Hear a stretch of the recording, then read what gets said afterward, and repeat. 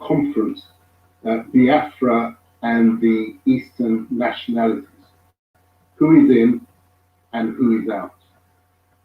This is a follow-up to the conference that we had on the 15th of January, which was the Igbo and Yoruba conference, speaking with one voice. It is part of a series of dialogues that the Fatherland Group is staging on the important issues as far as our country, Nigeria, is concerned. These conferences are not intended to be one-off exercises, but the beginning of a process, the beginning of discussion on the basis that dialogue and Georgia is better than war. Now, to assist us today to try and keep to time, we have our timekeeper, Lara Oyedele, who is going to give us a quick demonstration of the time signals that she's going to be using to keep us on track. So could I at this point invite Lara to explain to us how the timing will work. Over to you, Lara. Good afternoon, ladies and gentlemen. I'm your timekeeper for today. My role is just to flash when you have spent more than enough time. So when I do this, when you're talking and you see this, that means you have 3 minutes left. When I do that, means you need to wrap up, your time is over. But when I start doing that, it means you're in big trouble and you will be muted. I hope that's clear. Thank you very much. Thank you very much. Thank you very much, Lara. We hope to stay on the right side of you. We don't want to incur your wrath. So it's a warning to everybody, including myself, which nicely brings us on to my role today. As you can see, I'm not a Biafran. I'm not an Easterner. And indeed, neither is Lara Oyedele, our timekeeper. But it is in the spirit of good neighborliness that was the formula by which our nations coexisted. That if there is trouble in my neighbor's house, then it is of concern to me as well. And helping to put out the fire is a civic social responsibility. And so we, the Yorubas, participating in this exercise, are grateful for the opportunity to try and act as mediators between our brothers and sisters in the East on these issues.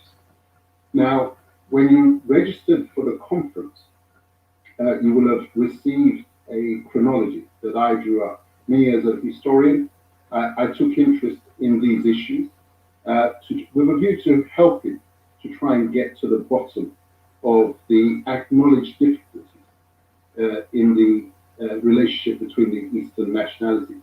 And that difficulty was illustrated by the fact that even when we were putting this conference together, and we originally titled it Biafra and the Eastern minorities, there was loud and strong objection on the part of the so-called minorities, saying we are not minorities, we are wholesome nations. And that forced us to change the program to what we now have, Biafra and the Eastern nationalities. So we are listening, and we should all be listening as a key to making progress.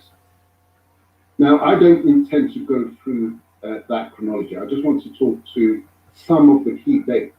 And you see, as a historian, I'm particularly interested in the external dimension, because very often when there is trouble in the house, if you look carefully enough, you may find that the roots of that trouble are actually to be found outside of the house.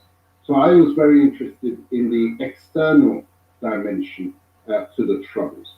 And the first date that I want to focus on is November 1908. this is when oil production began in southern Nigeria. Contrary to what we were told, that oil was discovered in Olibiri on 15th of January 1956, it was actually discovered well before that, 1908. So going forward, we have to understand that 1956 date not as the date of discovery of oil, but the date of disclosure of that discovery. It had been discovered and was being enjoyed by somebody, but we were only told in 1956.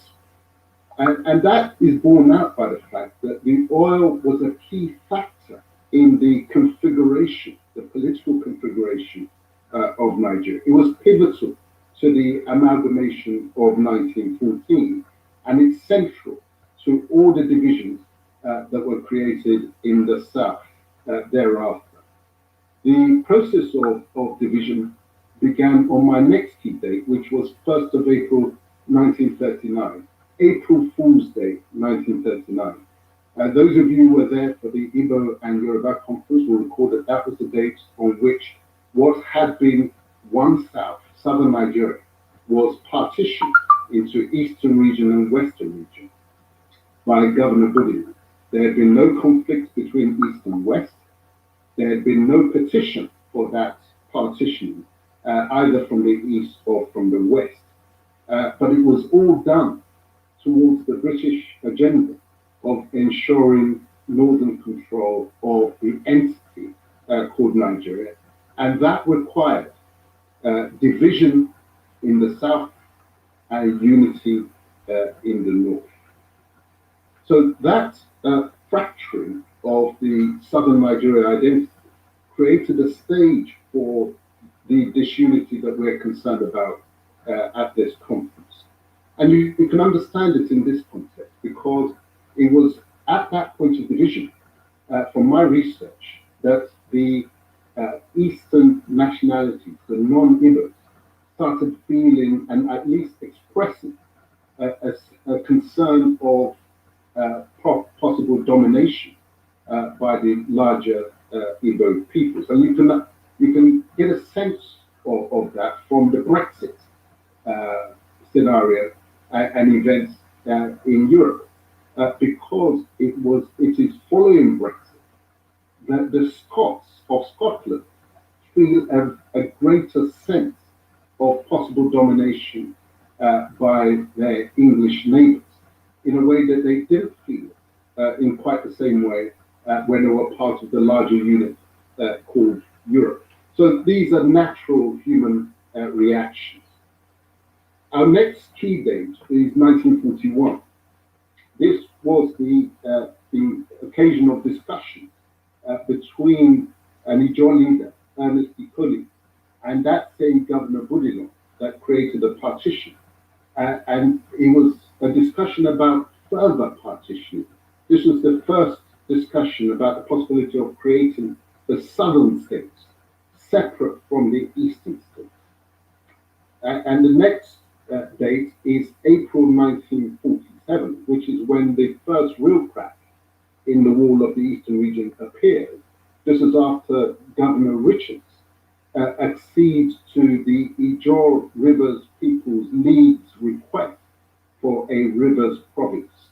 This was the beginning of the campaign for a separate Calabar, Ogoja, and Rivers states.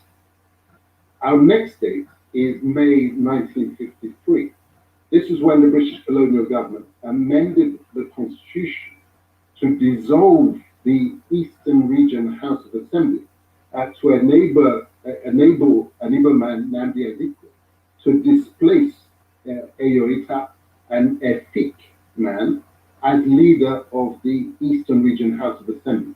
And you can imagine the resentment that caused. I'm not going to go into the detail of the background to that disillusion. You'll find that in my book, A Fabulous People. But this is then followed on the 19th of April, 1954, by a meeting between Harold J.R. Wilcox and Action Group's Alfred Rouhani, our action group was led by Bafemi Awolowo, and it was really essentially the party of the Western region, the Yoruba peoples. But it was an early discussion at which Action Group pledges support for the creation of river states, which and later escalated to the creation of Calabar Ogoja Rivers State. So you see that partition by Bulimo created an opportunity for grievances and ambitions to be exploited by even my people, the Yoruba on the Western Divide. The widening divide was then compounded on 30th of July 1958, when the Willink Commission, which was appointed by the British colonial government, listen to this, to inquire into the fears of minorities and the means of allaying them. The report ruled out the creation of new states, but declares Niger Delta a special area. So although Willink did not create new states in the eastern region, it nevertheless created that divide by the special treatment it recommended for the Niger Delta. And in line with the report's recommendation, the Independence Constitution, 1st of October 1960, provided for the establishment of the Niger Delta Development Board, which initiated a special economic development program in the Niger Delta area, exclusively. So you can see the divide that creates, a special development program for the Niger Delta to the exclusion of other parts of the East. And this was all parked under the authority of Prime Minister Balewa Northern. And so the plan saw the implementation of excellent schemes like agri, fisheries, infrastructure development schemes with the aid of British and Dutch technical experts. So you can see how two ways of looking at the same administration will evolve. Niger Delta will look at the Balewa administration with fondness and approval, whereas the rest of the East might be looking at them in a very different way. Our next key date is August the 8th, 1963. This is when the Midwest region is created in the Western region, in the Yoruba space, following a motion that had been passed by the federal parliament the previous year. You see, what this development does, it accentuates the sense of grievance of those who in the Eastern region and community relations. He's a social entrepreneur with more than 30 years practice experience and passion in promoting and protecting community interests in sustainable development across the UK and Nigeria. He's a chartered manager by profession, studied public policy and management, MSc, University of London, and also has qualification in business and management from the University of East London Business School, as well as earlier chartered certified accountancy studies. He's a member of Chatham House and is currently exploring his father's legacy before, during, and after the Biafran War. Amongst other high-level public policy and management work in the UK, he has advised numerous public sector bodies in Nigeria. Please welcome Timothy Modu, Jr.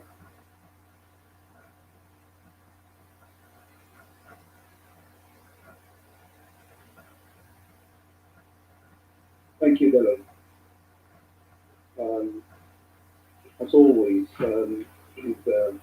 whenever I listen to you, sometimes if I'm speaking, I tend to forget that I have to speak because you do deliver the messages. And thank you for those key dates which you've just outlined. And it goes to the heart of the subject matter we're discussing. So can I say, first of all, what I plan to speak about for the purposes of this conference is centered around a topic I called culture as the software of our mind.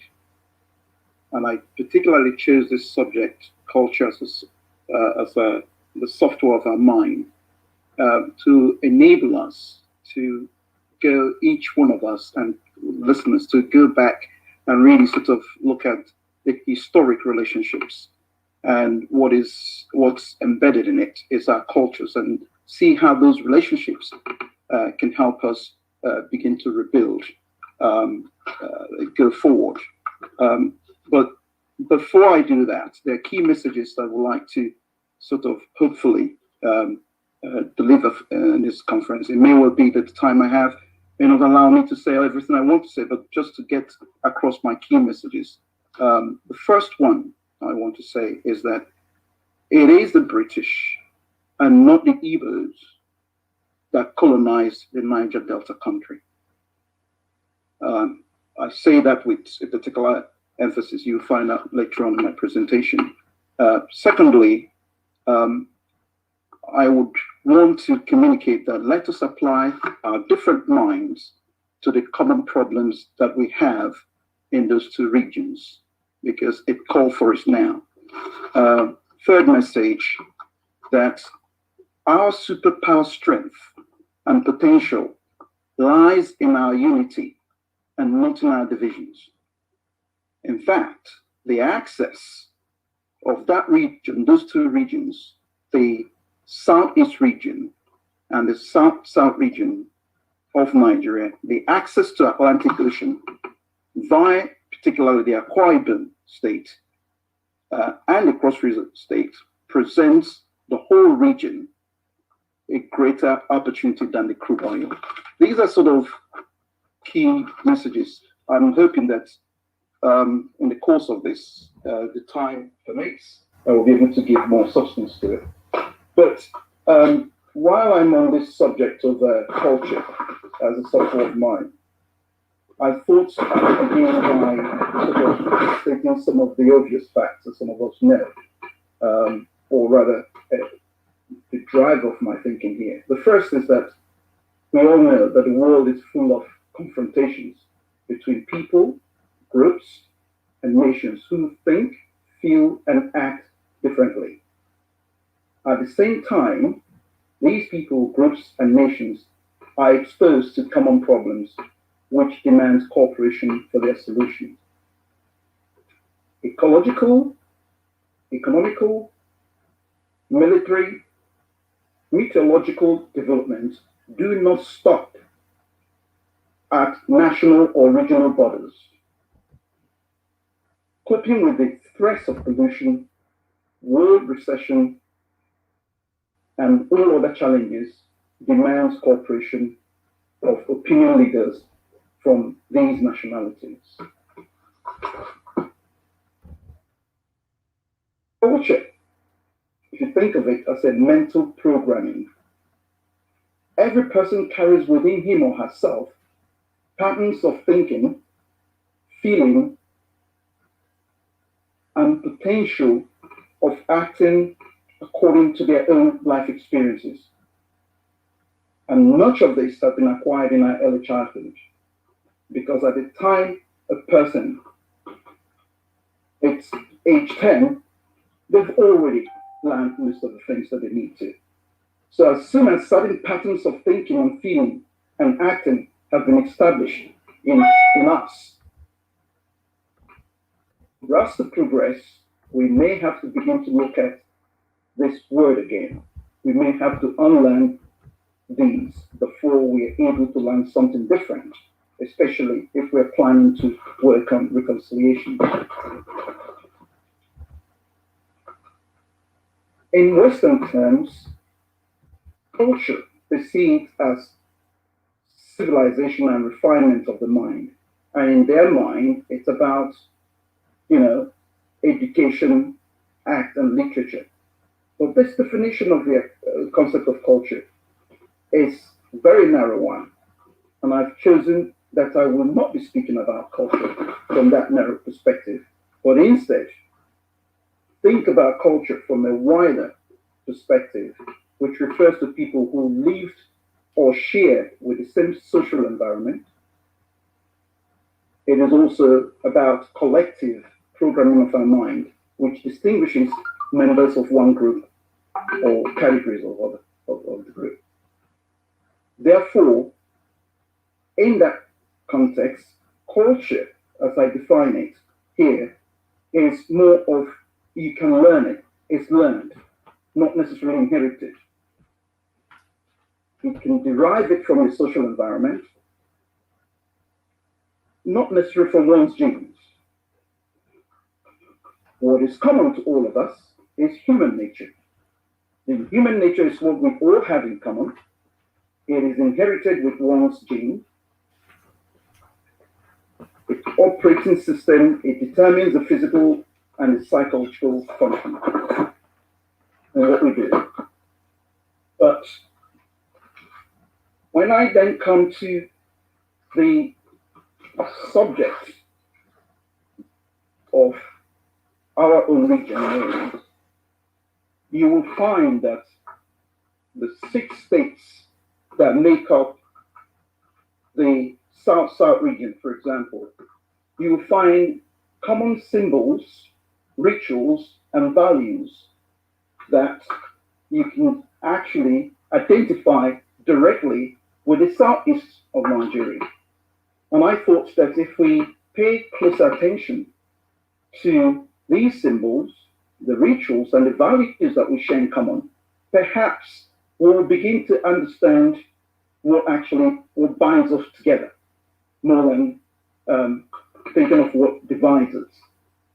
So the cultural differences, for example, in the symbol styles, the words we use, the gestures, the pictures and objects that we carry a particular meaning to some of the people that's in this particular region. For example, if you look at some of the societies that we belong, like the Epe society, if you want to trace the history and the origin of this particular ancient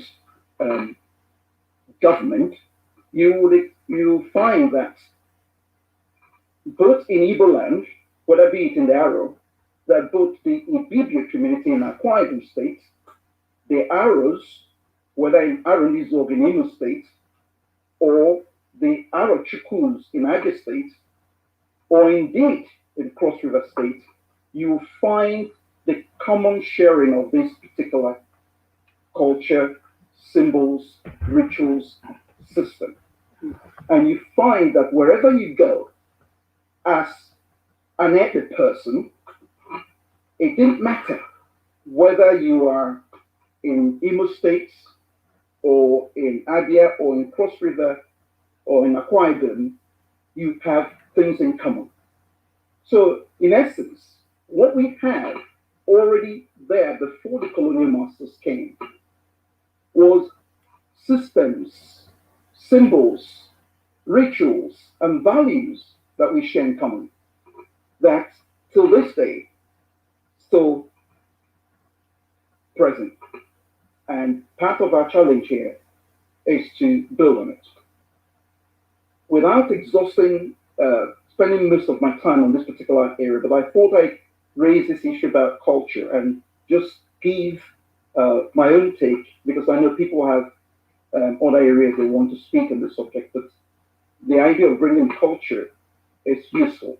But also I want to give an example of situations where the communities and the women in particular, instances where the women across these 2 regions have actually come together to deal with the situation. And this is what brings me to a story I want to tell, a very short story about what is known as the Aba Women's Riot.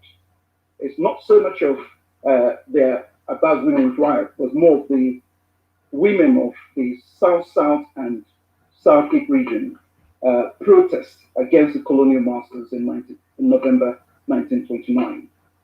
The summary of it is this. It was in November 1929. The women of the South-South region and the Southeast came in thousands of Igbo women taking out protests against the colonial masters, Warren chiefs, for restricting the role of women in government. The protests encompassed women from 6 ethnic regions. And if you look at the speakers in this forum, you will probably identify that your region was part of this women. So you find the Ibibios, women, in this group. You find the Ogoni, you find the Efik, you find the Ijo, and you find the Igbos. And what was the reason of this protest? Their reason was that they were protesting against the Warren Chiefs imposed by the British in the way the government of Eastern Nigeria or the region was run. They were also opposing the introduction of new taxes, low prices of agricultural, the problem also with the pricing of the agricultural products. And their goal was to end the Warren Chief system, to replace it with the clan heads appointed by Nigerians rather than the British. The number of women, according to the studies, there were about 10,000 of them. The method they used, that they were sitting in, they on the Warren Chief. It is, yes. But in the course of that protest, they managed to achieve results because they were able to force the government of the British, the colonial masters government, to actually hear their protest and do something about it.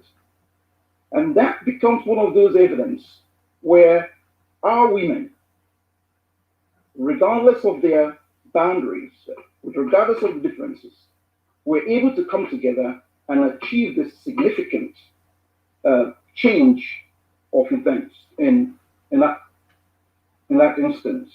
For example, if you actually look at what they've done, they've forced the colonial masters to be able to include women in their revised structure of their administrative regime in that time. They were able to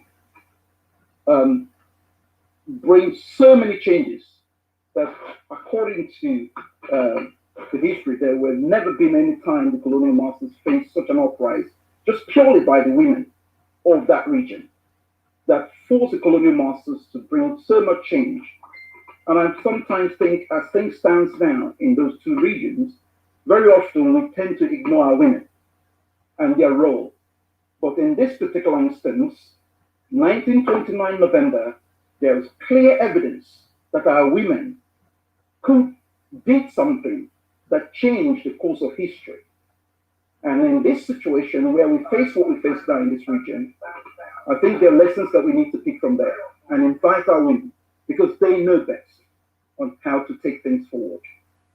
And so that brings me to one of my last points. I've got more to say, but let me focus on some of the key issues that I thought that's very important, the nuances of this region area. I looked quickly at the data of the what I call the Niger Delta region. And when you look at their population is around 25 million. Their GDP is about $70 billion. And the land mass space is about 83,000 or 84,000 square kilometers. And in each of those communities, you will find that the Jaws, the Shikuris, the Yorubas, the Kweres, and all these communities that you see, most of them are all part and parcel of the extension of the societies, the transient societies, the settlements you find among both in Igbo region and that of the Niger Delta area. And when I looked at the access we have, I believe that the relationship between the Southeast and the South-South, if we get it organized with the Atlantic Ocean at our disposal, there is nothing that we cannot achieve together, because together we will succeed rather than being divided.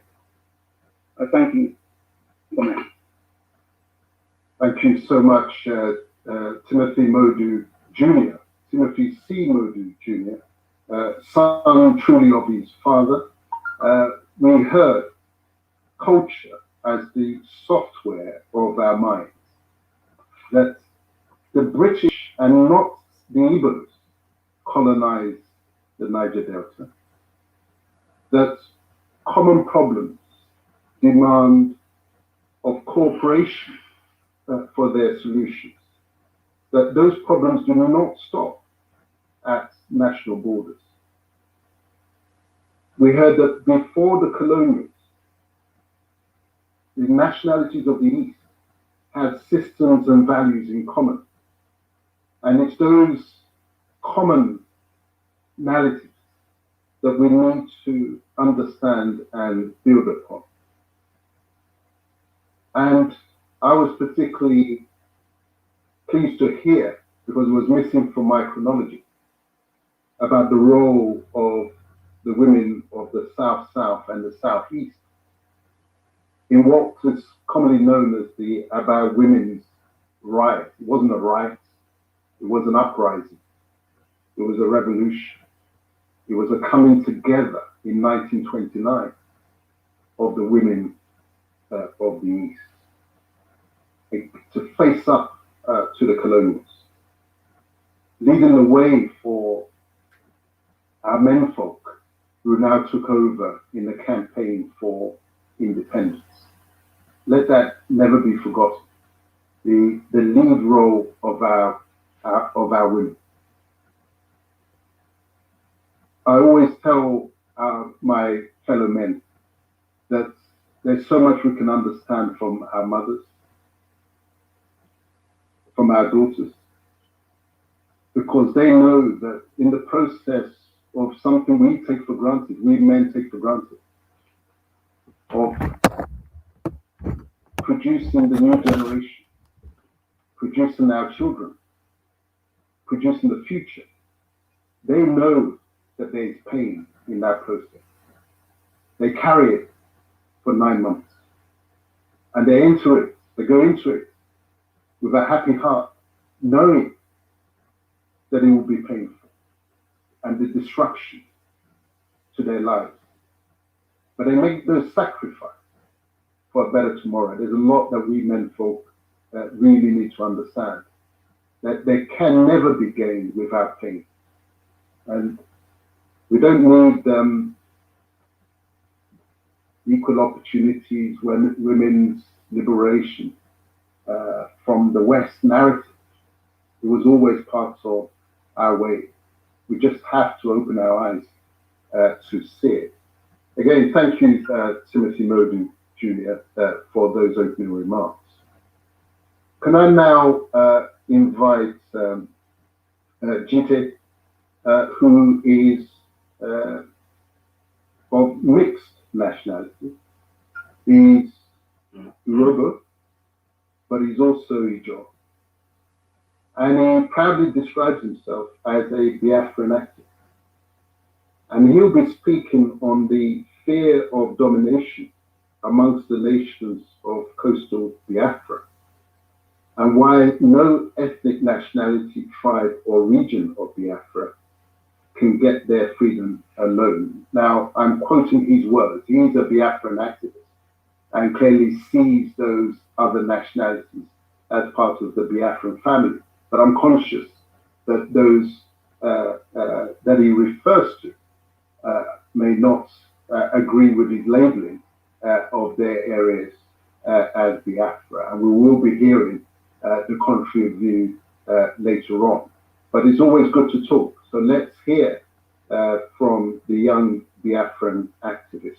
If I could invite Jite to unmute himself and take over the platform. Okay, I hope I'm coming out loud and clear. Yes, you are. Okay, thank you very much, Mr. Dele. Thank you very much. I use this opportunity, to thank Uputamono Ogene. I use this opportunity to thank him, to also thank my great leader, Mazi Nnamdi Kanu, because he's the reason why I am here, because of his enlightenment to all Biafrans all over the world. And I also use this opportunity to greet my fellow comrades who are also here in this very platform. Okay, actually I'll be, talking about the fear of domination among people. Whenever you hear, sometimes whenever you hear some people, I mean the so-called Niger Delta, whenever you hear them speaking about Niger Delta, you would think everything is well with these people. You think everything is well with Niger Delta. Okay, so firstly, I want to clarify this fact that there's nothing like Niger Delta, and these are just boundaries of pattern of divide and rule that Britain has put in the midst of the children of light. Children of light, these are people that have been existing before Britain itself was created.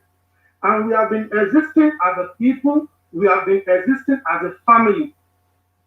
I think my time is going to stop by 4:50. So for me not to exceed my time and for me to be able to time myself accurately. This will take me, let me just quickly break down this issue of domineering, because when you see some of those people talking, they'll say no, Igbo is going to dominate us, Igbo are this, Igbo are that.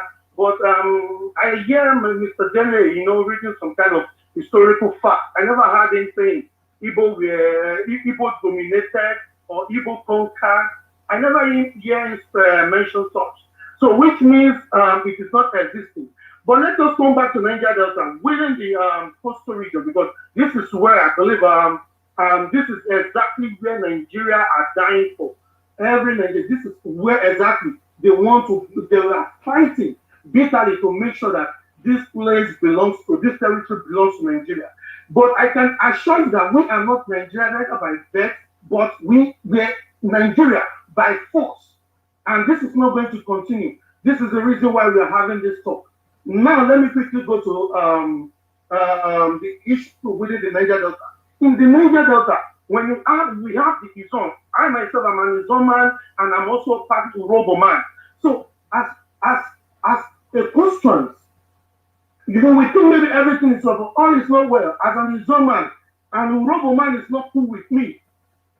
In the same Niger Delta, in the fear of, Izon people, they are the ones dominating the NDDC, blah, blah, blah. Okay, let's just give an example of what happened recently. I think that should be 3 days ago. That should be 3 days ago. In the terms of the NDDC protests going on all over the nation. When you look all the old protests, you can never find an Urobo man, Isoko man, Isekiri man, Ibibi, Ibibio, Epic, Anand. You can never find all these people there. Why? Because they believe that this very Niger Delta of a thing is for the Izon people, not for we as an Urobo person, not for we as an Isoko person. So this divide and rule, I was like say, this domineering thing, it is something that is also happening within us as the so-called Niger Delta. It is happening within us. Now, and Isoko man and Urobo man is not comfortable with you as an Izon man. That is the fact that the world needs to face. That is the fact that everyone needs to face. Izon man needs to face.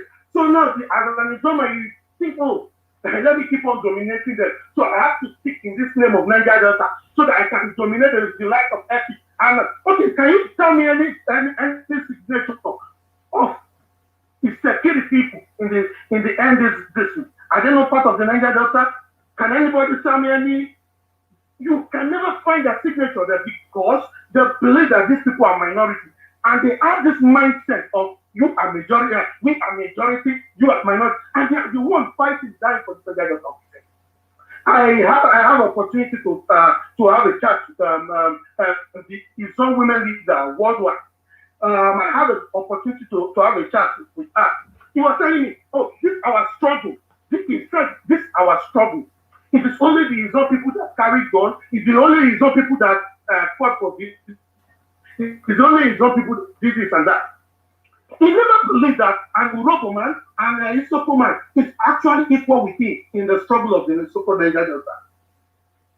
So they believe that they are dominating themselves, and this is the reason why they feel dominated whenever they hear about the Igbo people. And still, we still have the Igbos in the Niger Delta. In the other state, you can find them there. In River State, they are also there. I'm very shocked to see my sister here. You know, where I will come back to that. I will come back to that. But for me not to, I think I still have enough of time to use this. So let me just have some.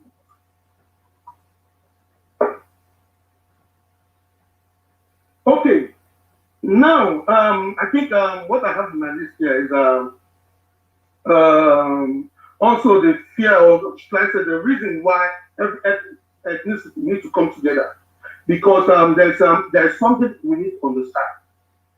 You know, there is a word they call divide and rule. Many people hear the word, many people speak the word, but they don't really understand the full meaning of the word. You can go to school, you can have every certificate, you can go to Harvard, become a professor or whatever.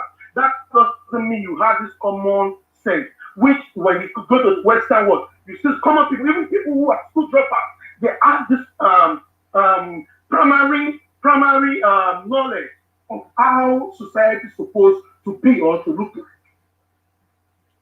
So when you are in midst of these people, when you hear these people, that's when I think I have to go to my sister. What is her name again? I think that should be the person of sorry, just a minute. I don't know where I can't see her here. Okay, Iwipo, yeah. Iwipo is an Igbo name, but you said you are not a Biafra. This, okay, now I'm asking, I can even give you 2 minutes to quickly respond to me inside the time. Within my time, you can use 2 minutes to respond with me if you don't mind. As an Iwipo, you said you are not a Biafran, you are an Ogoni person. I want to ask you. GT, Yeah? please, the yellow light is on, and you've got 3 minutes left. Priscilla will speak for herself. Please focus on your own points. Okay, thank you very much. Thank you very much. Now, maybe when you have the opportunity to grab the mic, you should counter what I'm saying now. As an Ogoni person, okay, now me as a result, what that have in common with you? You don't have anything in common with an Igbo man that you are bearing his name.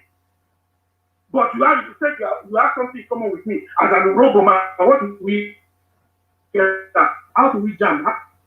So you're denying your own flesh and blood because of you want to, or you are benefiting some way, somehow, in the terms of bearing the name Nigeria. We are not here to joke. We are losing lives. We are losing lives. People are dying day and night, and we can never joke with what we are doing. So what are we saying? There is this word divide and rule, and in this word divide and rule, people translate it in so many places. Now, let me come to the background of this. This is exactly what they have been using to be conquering us as a people in the coastal region of Biafra land, later of course, Niger Delta. There is nothing like Niger Delta. Niger Delta started existing. I think it was created by, oh my God, I think I just have to drop now. So it was created by, I think 1998 or 99, before Bako Johntown legalized in 2000. So your history can also started from 2000. Is that how Nigeria that far on your moral reasoning? So this is what we are saying. We are one people, and we can never be divided. Never. Not for any reason. Not for any reason. We can never be divided. And we are the representative of our people in the Biafran struggle. We keep on speaking for our people. Thank you very much. Thank you so much, Jite. Thank you. If this discussion was not warm before, it is now very, very hot indeed, demonstrating how high the passions are on this matter, which is understandable. When lives are being lost daily, when homes are being destroyed every minute, when fractured relations have not been mended through this kind of process, it is understandable that the passions will run high. But for it all, here are my pickups from Jite's presentation. He said, there is nothing like Niger Delta. It's an artificial identity that was created by the British as part of their divide and rule strategy. That the nationalities of this area are the children of light. He said, we're not Nigerian by birth, but by force. It bears reflection. He went back to the theme that ran through his presentation, that at the heart of all this is divide and rule. And he illustrated that by explaining how even within the Niger Delta label, identity, there are issues and concerns of domination within that space as well, illustrating very clearly what we all need to take on board, that identity is like an onion. It has many layers. You peel one layer and there's another layer underneath. And very often what we're complaining about in our own space, where we feel the victims or we feel the threats, is often manifest within our very own space, if we look closely enough. And this dialogue is part of the process of hearing those concerns, because we as a people, despite the narrative that they push out, we have the brain power to understand. And once you have the brain power to understand a problem, you have the keys to the solution. It only requires honest, even if passionate, discussion for us to really understand each other. And although he was tempted to use part of his allocated time for his neighbor and countrywoman, Priscilla, to come and respond to his comments. But I know that Priscilla was listening carefully. And she, as an Ogoni woman, will be saying her piece very, very shortly. So I want to thank Jite for his contribution. It really sets the temperature of this very, very important discussion. Next, I would like to invite, I believe he's here with us, Subai, Good Luck, Kemi, who is he has many names, also known as Nobleman. He is the nephew of the great Isaac Adakaburu, who I mentioned in the chronology at the beginning of the presentation. He is an Ijaw man. So please, Subai, Kemi, please step forward, take over the stage and deliver your presentation. And Jite, if I could ask you to mute yourself in the meantime. Thank you. Hello. Good afternoon, sir. Good afternoon, my brothers and sisters here present for this noble conference for understanding the critical and important mission we have for the liberation of our people. I want to thank God Almighty and the organizer of this conference and our Supreme Leader, Oyindu Mazi Nnamdi Kanu, for giving me the opportunity to be here to speak and represent our Ijaw people. in the Biafran family. Thank you. I am Kemiowei Sobai Goodluck Kemi from Kelebaya Compound, Kayama Community, Kolokmokokma local government area of Bayelsa State in Biafran land. By the special grace of God, I am a nephew to our Izon and Niger Delta hero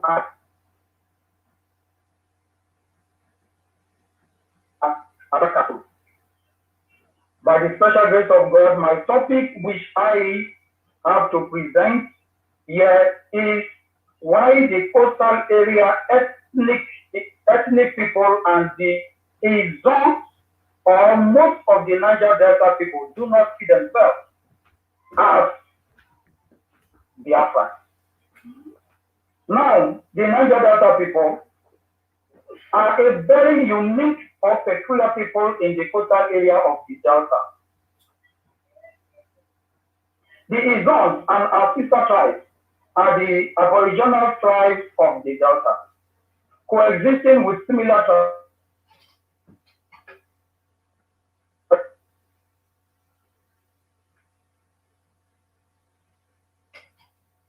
as Niger Delta.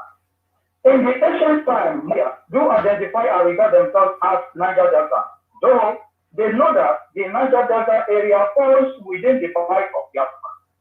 My uncle, late Isaac Adakaboro, also mentioned it in his 12-day regulation book that the Niger Delta area forms the coast of the Bight of Biafra. Therefore, they see themselves as a separate, independent, and autonomous ethnic nationality.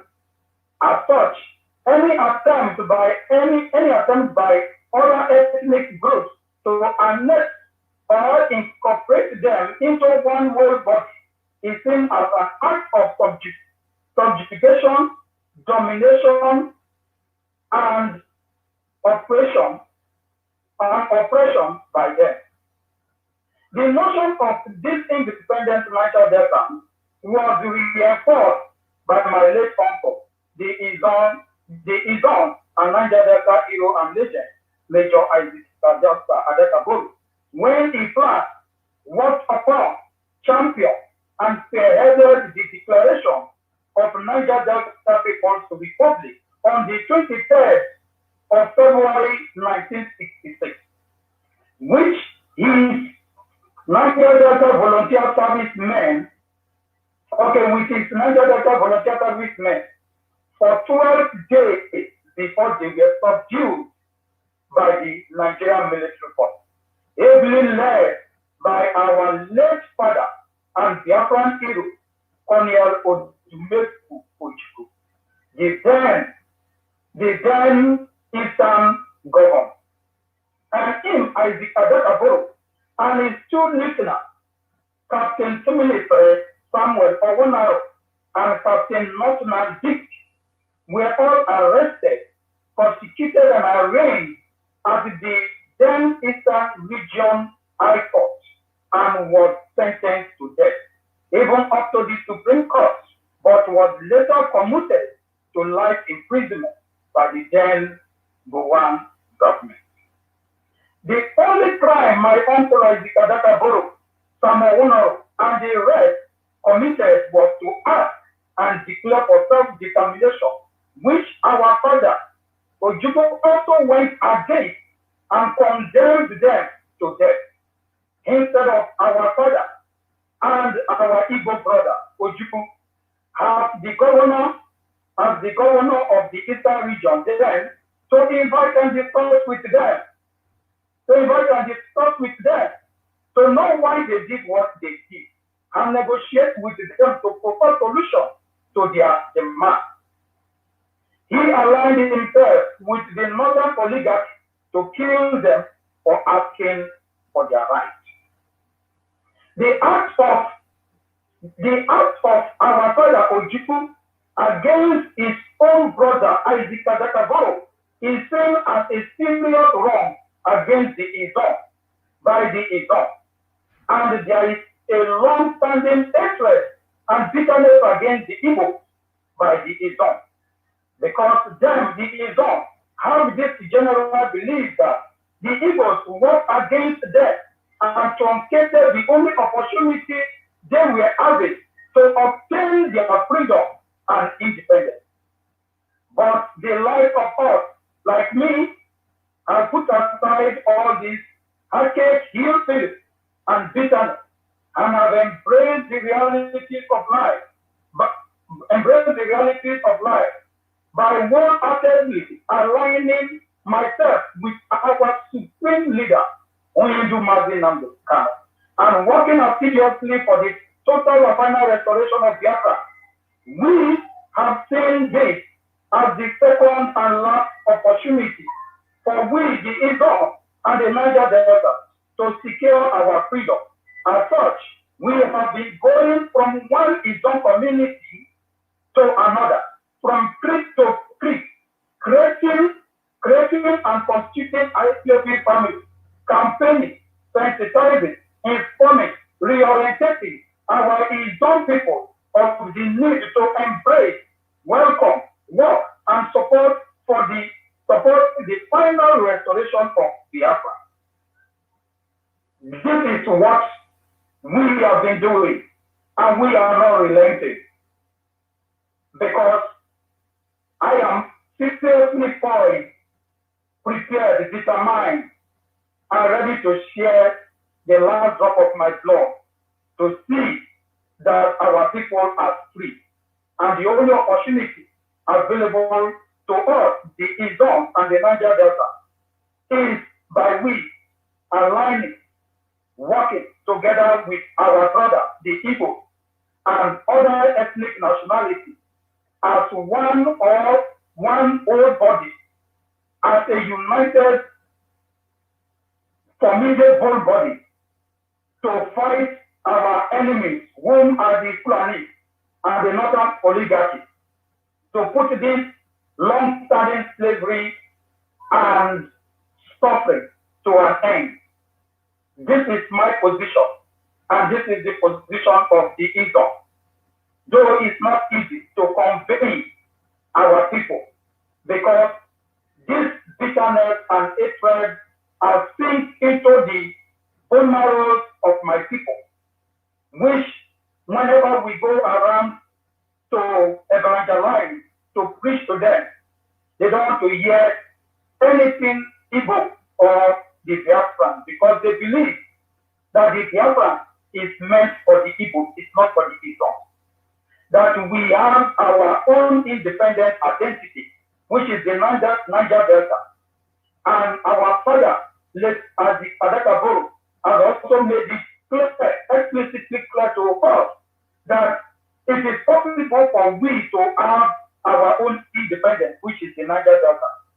That is why there are so many agitating bodies, organizations like the INC, the IYC, the Mebutu, the Abandoned Freedom Movement, and all the rest in the Niger Delta area, agitating for resource control, or better still, even agitating for our Niger Delta People's Republic, following the footsteps of my uncle, late Isaac Adakaboro.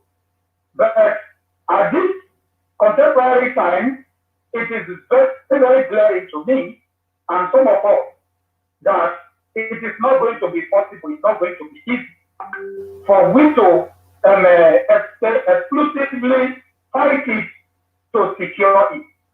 Then the best thing we have to do is to align ourselves with our Igbo brothers, unite together as one blood, and work assiduously to secure our freedom. Then maybe in subsequent time in the future, the Izon or the Niger Delta within the Biafran territory or the Biafran Sovereign Republic may decide if they we so wish to go our distinct or separately, or we will continue to remain as Biafran for eternity. Thank you very much, and God bless you. Thank you, Keme. Subai, good luck, Keme. Thank you for that presentation, which lends such important context to the dichotomy, the enmity that exists between those who consider themselves Ijaw or Aizon, as he also describes it, and the Igbo nationality. Here's somebody who has two heroes, two fathers, who, if you look from a distance, it looks like an oxymoron. How can he be referring to Ojukwu as his father, and in the same breath be referring to Isaac Adakaboro, his uncle, as his hero, when it was Ojukwu who led the crushing of the 12-day revolution that was declared by his uncle, Isaac Adakaboro. It was a detail that I, as a historian, had lost sight of. And it's relevant in the context of the divide and rule framework of this discussion. How people are played against each other by third actors and invisible hands. It's with that context you can fully understand why Ijaw people, as he said, the hatred of the Igbos has seeped down to their very bone marrow when they remember that their quest for freedom was not only stopped by an Igbo-led government under Ironsi, but the actual military action to crush that revolution within the Eastern region was led by the commander of the forces in the Eastern region, which was Ojukwu. But he's been able to see through, at least for himself, he's able to see through the poisoning of the relationships. And notwithstanding that, as an Ijaw man, to identify with the Igbos as what he sees as their path to liberation. Very, very important context. Thank you again, Subai, for that excellent presentation. We now move to, I believe she is here with us, a presentation from Iriawu Tamino Toye, who is of mixed heritage as well. She is Kalabari and Ijaw, and she too refers to herself as a Biafran activist. So please, Tamino Toye, please. I think She's not here. Well, she's having a difficulty. all right. If I could ask Bonnie, if I can ask Bonnie to sort that out with her and get her connected. At which point then let us move to Priscilla Inwipo, who is, she makes it clear she is not a Biafran. Most definitely not a Biafran. She's a proud Ogoni woman. I've known her for a very long time. She's an award-winning broadcaster with a wealth of experience as a TV anchor as well as a political affairs commentator. She's an engaging moderator of high-profile political and business conversations, often attended by heads of state, captains of industry, and political leaders from across the globe. I invite Priscilla Nwiko, a proud Ogoni woman, to take the platform. Thank you so much, Sadiri. Thank you. Why, good afternoon to the chair, the leadership of the Fatherland Group, my fellow panelists, and of course our distinguished audience. Welcome, good afternoon to all of you. Thank you so much for this opportunity to share my thoughts on the Biafra conversation. Because of time, I am going to keep it simple. As has been said already, my name is Priscilla Nwiko, and I was born in the Garden City of Nigeria, known to most of us today as Port Harcourt, in the 1970s. And I am of Ogoni, of the Ogoni ethnic group in Rivers State. The Ogonis are said to have migrated from Ghana. And when you hear that, you just think, oh, that's odd. But then if you're from Ogoni and if you're familiar with Ghanaians, then you would see the similarities. There are some similarities between us. So that's quite interesting. And I'm hoping that my presentation will answer the question I was called upon to answer earlier. And I have to say this to you, Jite. I had no idea that my presence will cause so much emotion. But anyway, I am a broadcaster of over 10, I'm a broadcaster, as you've heard already. And in the last 10 years, I have commented extensively on political and cultural affairs, either of Nigeria, of Africa, and of course, what happens here in the UK and around the globe as well. So our title for today's conversation, Biafra, the Eastern nationalities, who's in, who's out. A question I welcome very much because, you know, we're not often asked, are we in or are we out? And I think it's a question, it's a conversation that really needs to be had. So let me try and quickly get into it. So as I mentioned earlier, I was born in Port Harcourt, the Garden City of Nigeria. Port Harcourt is located in Rivers State. I call it a very cosmopolitan city in Nigeria because it comprises of so many different ethnic groups. And it is, though it has very close proximity to the eastern region, to the Igbos, as it were, I call it the melting pot of Nigeria because in Port Harcourt, you will meet everybody. You will meet us from the north, from the south, from the east, from the west. You meet the minority ethnic groups as well. But once you go across to, say, the west, you struggle. They don't understand the rest of us who are not part of a huge tribe, and we're not,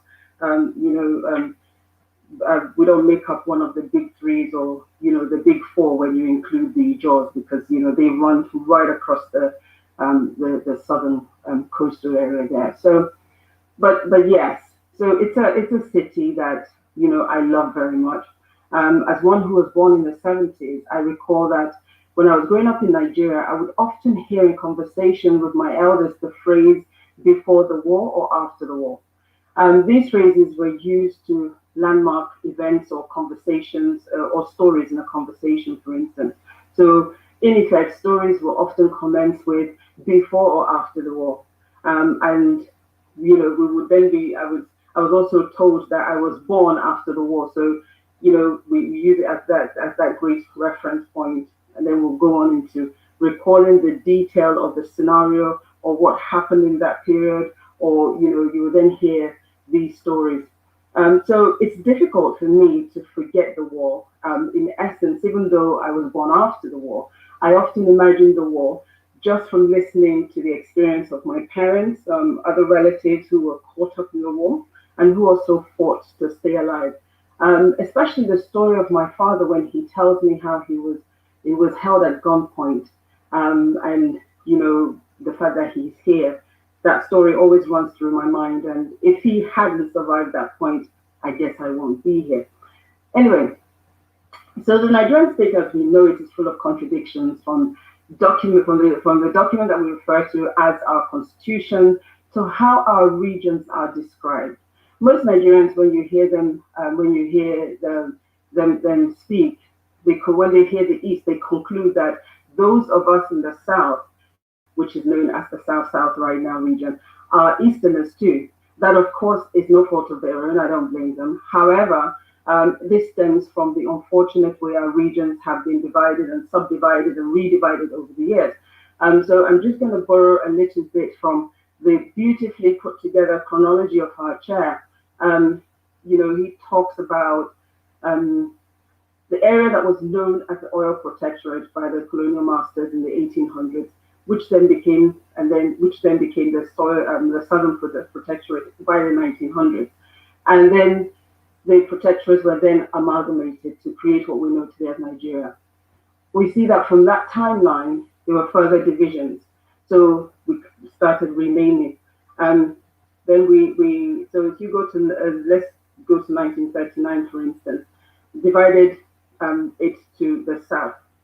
So in that divide, we created the southwest and the southeastern region. The south itself no longer existed. That just literally disappeared. And then the southern area, like I said, was co-opted into that. Then we come to the 1940s, and again we redivide the division and finally create the southern states. So the southern states that were part of the southeastern states now comes back to become a southern state. You don't really have to be a rocket scientist to see what's happened there, but simple geography should really be able to make it clear. But you cannot have a north without a south. But in Nigeria, we always try the impossible, and sometimes we actually make it stick. It is from this mess, I believe, that the confusion of what is being described as the map of Biafra today originated from. And of course, the Eastern nationalities, as we constantly say, though many will argue with me, and of course that's their right, as has already happened without me speaking. This is happening largely because our true history has never it's been distorted, and so many aspects of it has been missing and not taught to us. A bit like how history is taught here in the United Kingdom, really. So the southern region of Nigeria is where you will find some of the finest indigenous groups of people. Of course, I'm biased, I come from there, who the colonial masters were concerned about because of their brilliance, because of how wonderful, how great they were, whether that was in their thinking, in their abilities, or in what they were doing when they arrived. These groups, though, are they also make up some of the groups, so very small in number as well, but they're within their respective identities. But they are warriors, make no mistake. They understand who they are, they understand their identity, and they will stand to fight for themselves. We can't take away, of course, from the larger group within this group, which are the Ijaw nation, as we've already heard there from one of my co-speakers. And indeed, they were one of those who were already agitating, from the beginning of time, as it were, for most of us, to say we need more equity. This has to be better than what it is, given what we're contributing. But back to the war. When that war broke out, I was told that the Southerners were automatically co-opted into this war, and they were fighting, quite literally as Biafrans, and they were also fighting to defend themselves. For them, they faced two primary issues. The first one was that they were, whilst they were fighting this war, the Igbos were dominating them, and they were suffering. The second war, you're fighting a war with the Nigerian government on one hand, and on the other hand, those that you're fighting with are literally oppressing you and dominating you. And so for them, it was two aspects, and this had a great bearing on them. So why do I say I'm not a Nigerian? I'm not a Biafran. I am a Nigerian.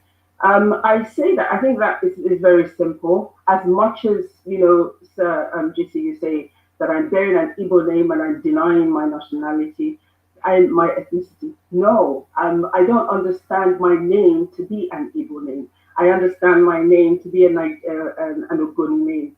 So as much as we may have a similar or the same name in Igbo, it doesn't mean that you know, I am from that particular tribe. At least I've not been told so.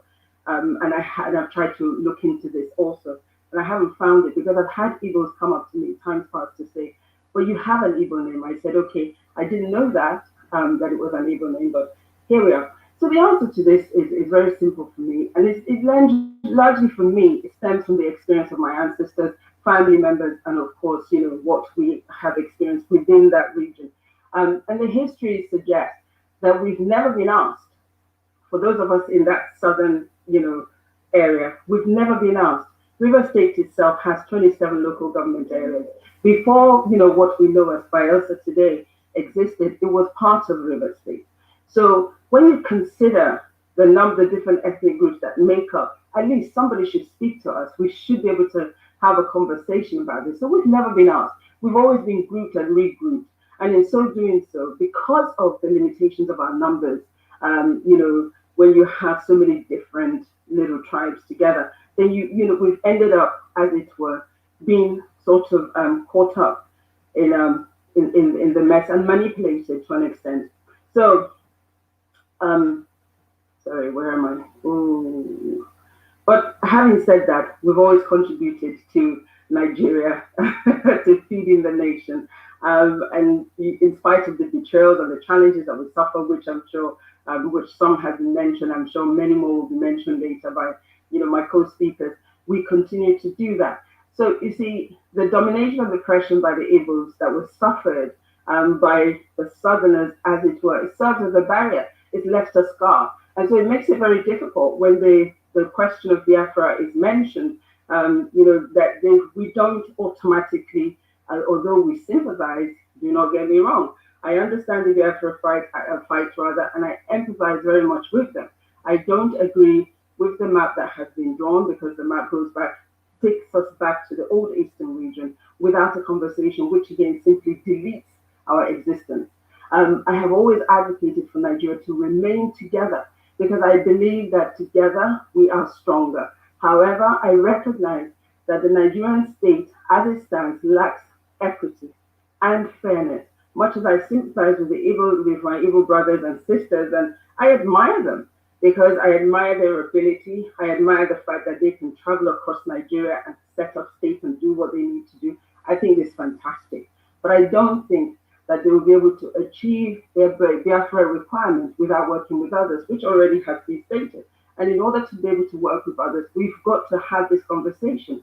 And we've got to, just pretty much as it is with the Nigerian state, we need to have this conversation and be fair in what we're doing and how we're doing it and how we intend to go forward as a group. Because without that, understanding what other parties want, understanding what they can contribute, and being able to say, yes, this is what we can all bring on board, then we can work together and go forward. But if we just think that we're just going to just move together, because once upon a time, a map was constructed that included us as such, no, that cannot be. And we cannot continue to also run on the old colonial maps and divisions that was in place before now.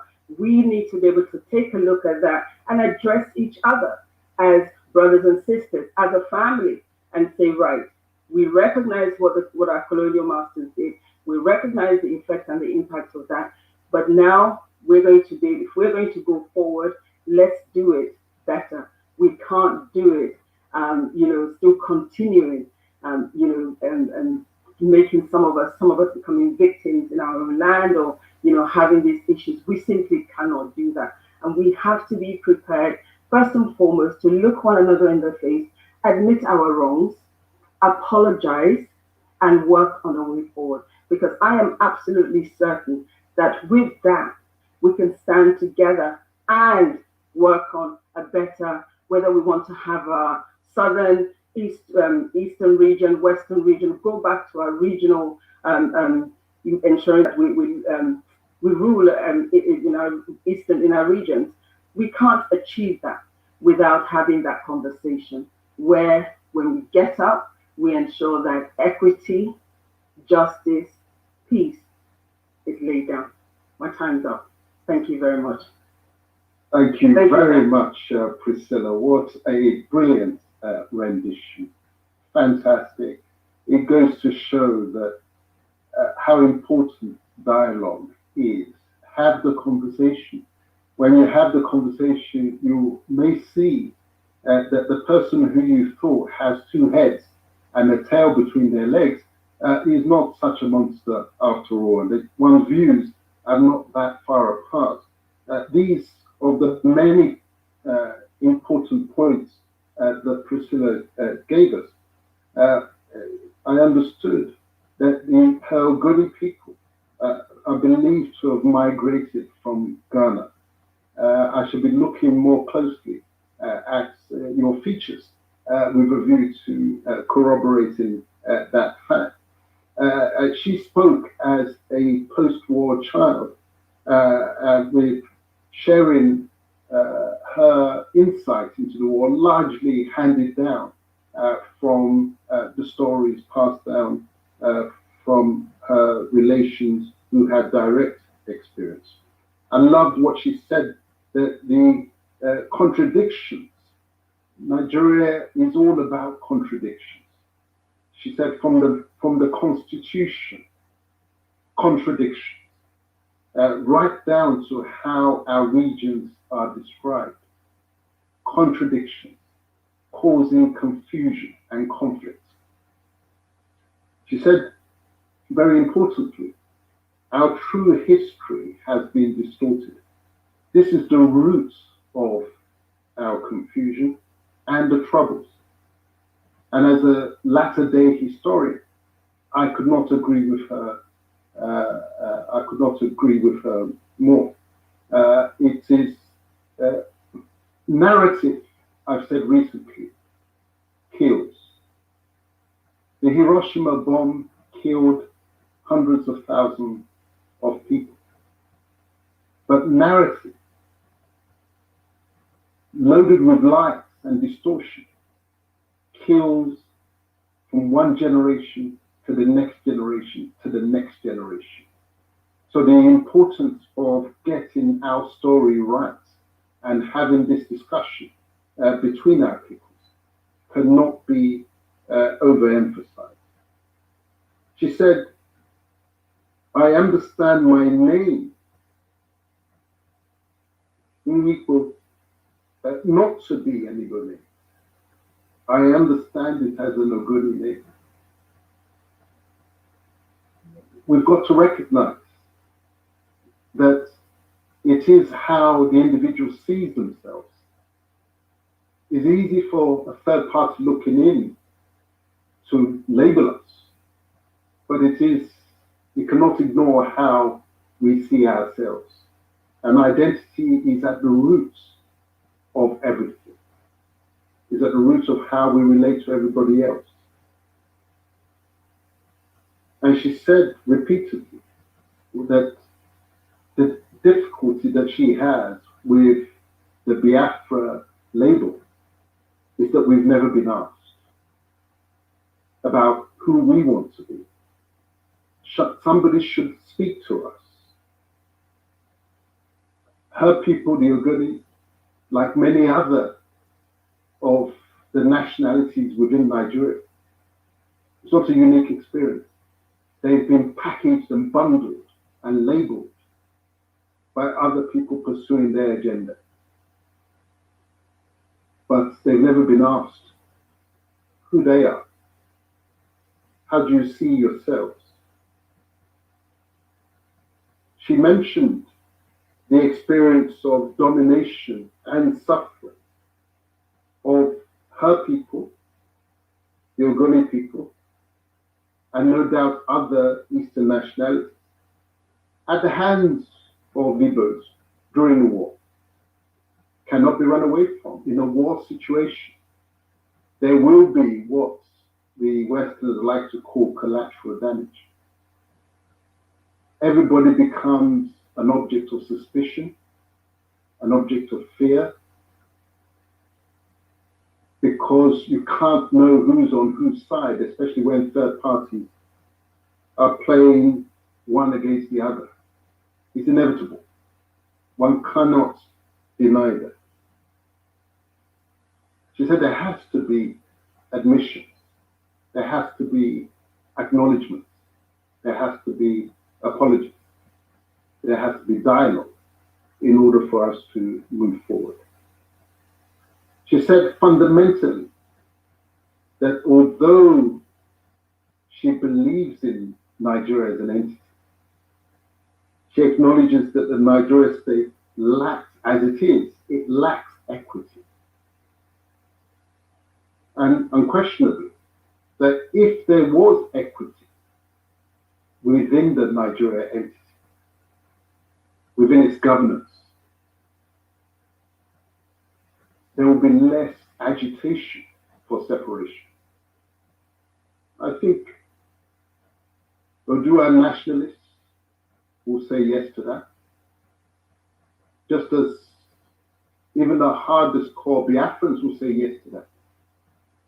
It is the inequity that was programmed into the Nigeria structure that is at the roots of the agitation, justifiable agitation, to say if we will not be treated fairly, if we will be treated as a second-class citizen or ethnic group, then we'll rather be number one in our own small kingdom and in our own small world. No self-respecting peoples want to be regarded as inferior to everybody else. We'd rather be by ourselves, if that is the alternative. And she concluded with, we've got to have the conversation. It's as simple as that. We've got to talk, just as we are doing. Thank you very much for that illuminating presentation. We're at the halfway point, and I think we ought to take a 10-minute break for just to get the glass of water for the comfort break. I don't need to announce the details of what you might use the 10 minutes for in that respect. But we shall be back in exactly 10 minutes. In the meantime, if I could ask DJ Bonnie to keep us entertained. I didn't forewarn him about this musical interlude, but he's a man for all seasons and he's going to step up to the plate. But whilst you're enjoying the soundtrack, please do not lose sight of the important messages that have come across. And as I say, we will be back here at, shall we say, 10 minutes to 5, that's London time, 10 minutes to 5, but for the avoidance of doubt, in exactly 10 minutes. See you on the other side.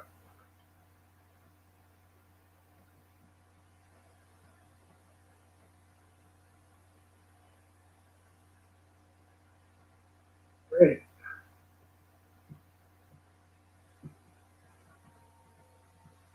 Dele, for the first time, you've made me conscious of the fact that I've always identified myself as a Igbo while ignoring my Ikaibo.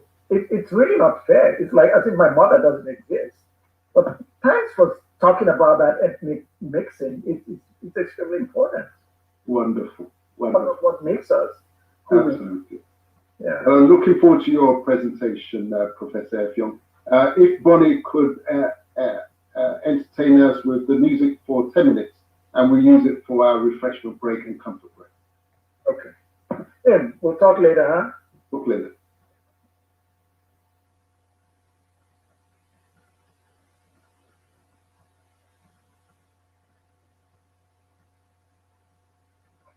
So Sadele, with the Ghanaian thing, it's so interesting when, we say, we have similar words that describe the same thing. The Ghanaians have the Ewe tribe, and in Ogoniland, we have the Ewe people. So they will say Tete, meaning father. We will say Te. They say bodam, for instance, meaning crazy. We will say boda. So we have those similarities in language. So even if, so because I've been like, well, how could you say we're from we're from Ghana?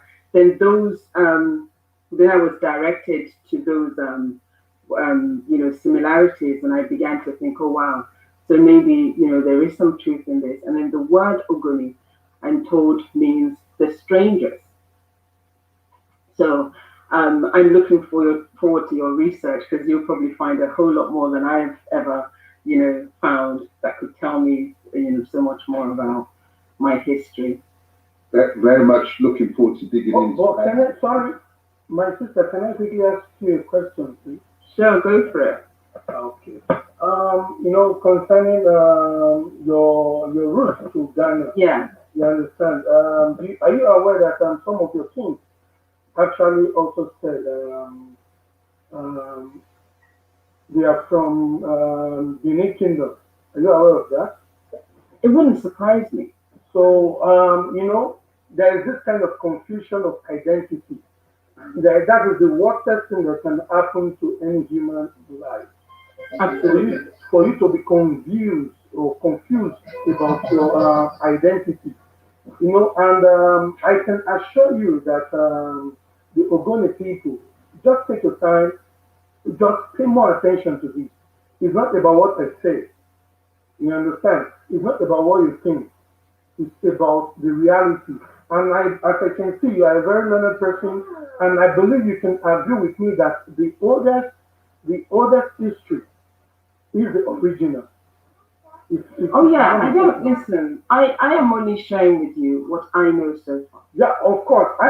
So if there is something, if there is more that I need to learn, happy to take it on board and to find out more, because I think it's important that we know the real truth. One of the biggest problems we have with Nigeria, and as it stands, is the lack of truth. Don't get me wrong, the world we live in today is also harnessed on a lot of lies. But our Nigerian case is worse in that, just about everywhere you turn is a lie.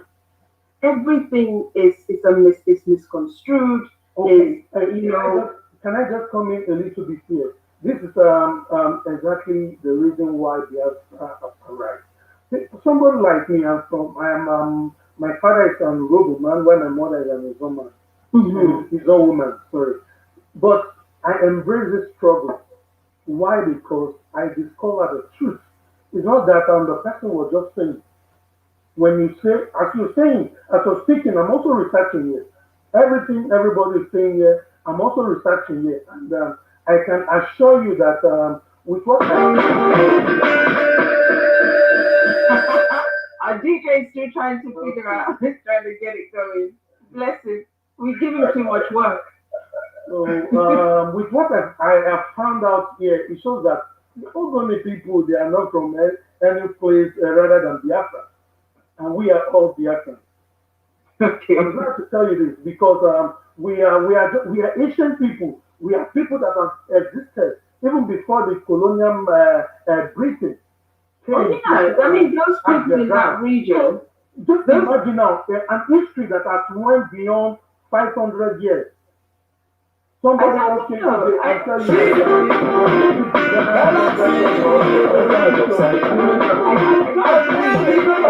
Years ago, 100 years ago, long before the colonial masters came along. So I don't accept or believe that. So this is exactly where we are going to. This is exactly where we went back to. That is the reason why you see all this crap. Just leave all this crap. Keep all this crap one side. Let us face the reality. Who are we?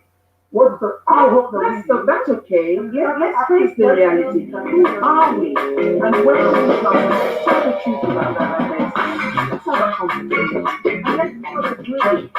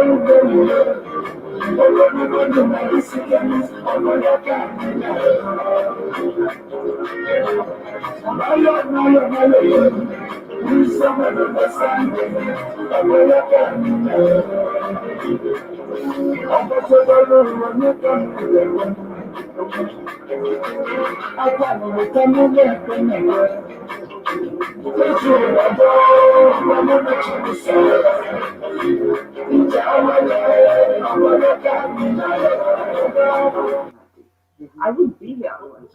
So as much as you have and you know what you know, but this is an eyewitness account, an eyewitness experience, and I can't. When I'm not there to witness something, I don't dismiss anyone's experience unless, of course, I know otherwise. Yeah, this is exactly what I am saying because my father is over 80. I think it's more than it's over 85 years today. So it's somebody who experienced everything during the war. So and I can assure you that this is exactly what happened. The Nigerian troops actually put on the Biafran uniform coming to Asaba. They massacred. Don't you remember? They massacred a lot of people. Wow. All right, sir. Thank you, GT.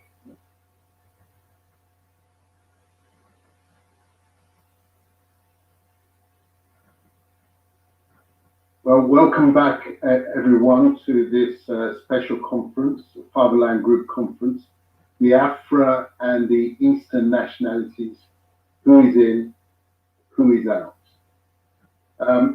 Our next speaker is Iriawu Tamunutunye, who is of mixed parentage, Kalabari and Ijaw.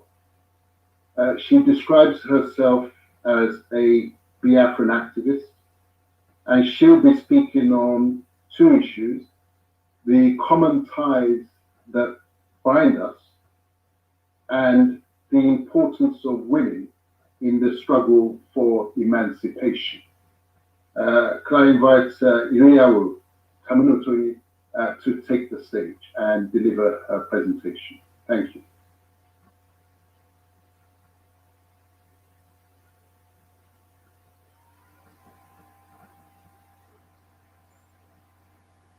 Yes, I'm not good evening hearing her. from here. There you go. Coming through clearly. Yes, we can. Thank you. Please go ahead. All right, thank you very much.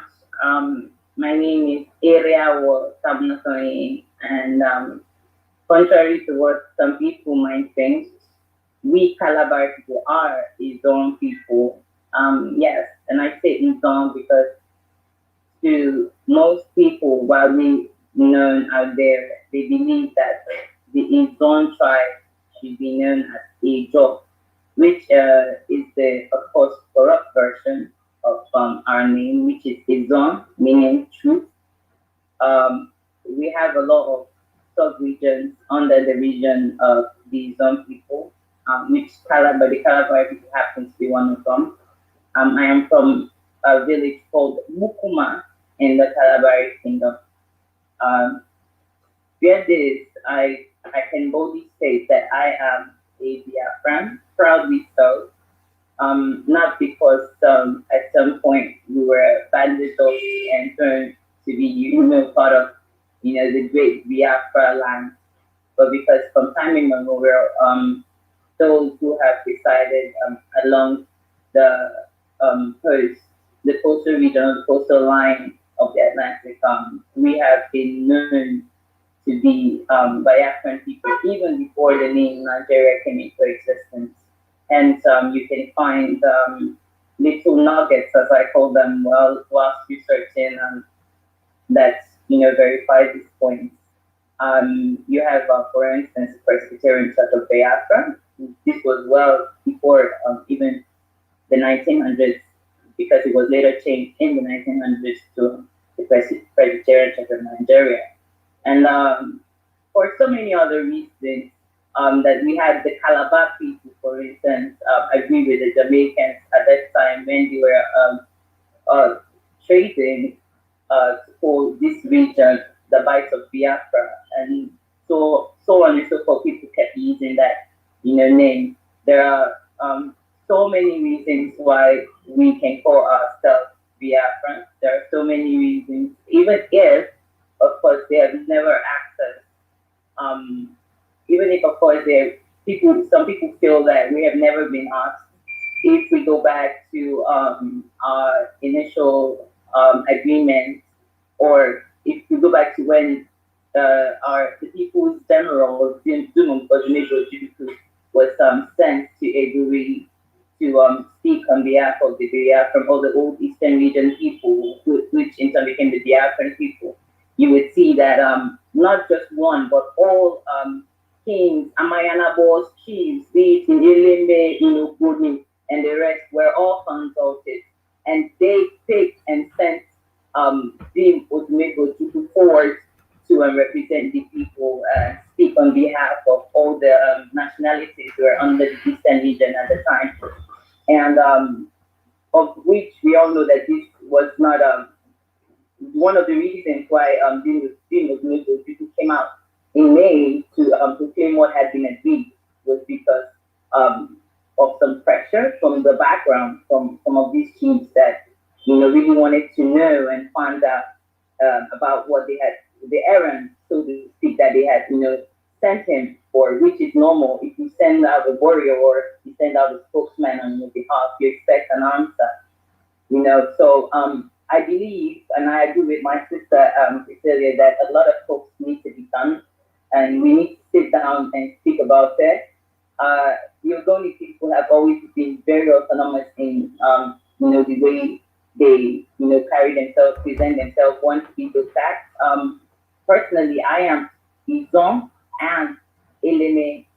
My mother is Eleme, and an Ogoni man will tell you that an Eleme man is not his brother, or they have no relation whatsoever. But an Ogoni man will say Obari, an Eleme man will say Bari. So I was talking a bit when my sister Cecilia was speaking. I could understand a little bit from where she was coming from, but yeah, I would really love to catch up and really trade notes, because I also happen to know of a place called Eleme in the Ewe region, in the Ewe region, going up towards Aflawo. You would find a village there also called Eleme. And of course, in Fanti, you find the name Tony. I am Samuel Tony. You find the name Tony, meaning mine in Fanti. So if you want to go what Biafra stands for in the larger picture, you realize that it is not just about finding or putting together Biafra as we are. It is about finding all these core roots and core values that bind all of us together, not just as Biafran people or as Yoruba people or Dudua people, but as Africans in general, which I believe is our goal in the long run. But of course, the journey of 1,000 miles, you have to take a step, And for what I really want to talk to my people about today, it has to do with, for me, the line of the single thread that I think binds us all as a people. And I would say it in one simple term, and that's just evil.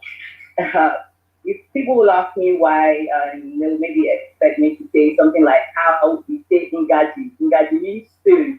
In his song, we say spoon, Ngaji. If you go to Ogoni, it's probably Ngaji. If you go to Elele, it's probably Ngaji. If you go to Delta, Udoko or Isoko, it is probably Ngaji. And all those other small things, Inne, Ada, First Daughter, and the CBD, which are things that should be part of our history and culture today, but some of these things are long lost and forgotten, and we need to bring them back.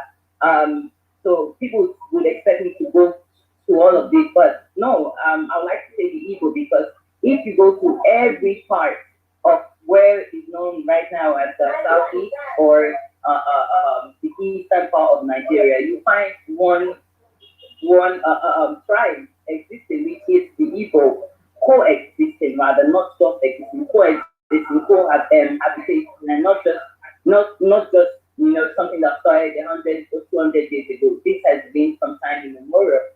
So I would like to believe, due to the researches that I have made personally, and the findings that I have been privy to, due to the internet and the rest of them, and people that I have met, the Igbo is a common thread that binds us all in the eastern region. And I like to believe that where we no longer find an Igbo person or an Igbo indigenous community, let me be clear, an Igbo indigenous community, then we can say, okay, that part, that is where the Biafra line stops. But as long as you can find an Igbo indigenous community, I tell you, the map would not be any more correct to say that is a part of Biafra land.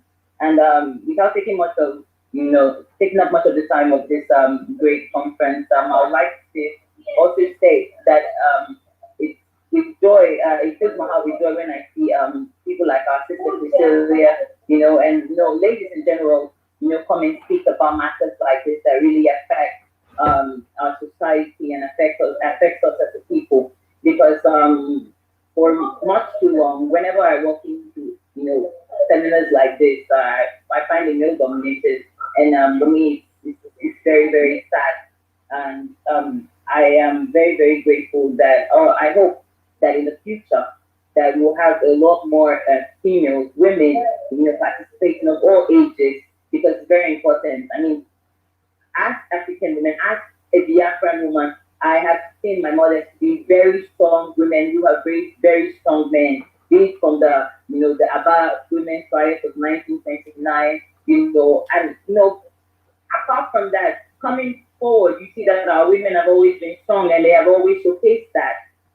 Of course, we have respect for our men. We know where our place is at, but it doesn't mean we don't have to stand side by side and support them in whatever they have to do. And it doesn't mean that we do not have a voice when it comes to speaking the truth and speaking of how things should be done in a certain way. Because at the end of the day, I can tell you for a fact that the women raise the children, and at the end of the day, before a man goes out there to become a leader, the first teacher he has is his mother. So it's very, very important that we teach our female children of what the right things, the right values of our society is, so that when they step out there, even if they are just women that stay at home and they are homemakers, they can reach the finest of men. Thank you very much to this great conference. Thank you very much for having me. My name is Iriawo Tamnotoye, and I am proud to be Biafran. Iriawo, thank you so much for that. In Fatherland Group, rest assured that our men are alongside our women, and our women are alongside our men. We don't have one in front, one behind. We have them side by side. So your message is taken on board. Valuable presentation. I understood from that the Kalabari are eyes on people, and that Ijo is actually a corruption of the genuine name, which is Izon.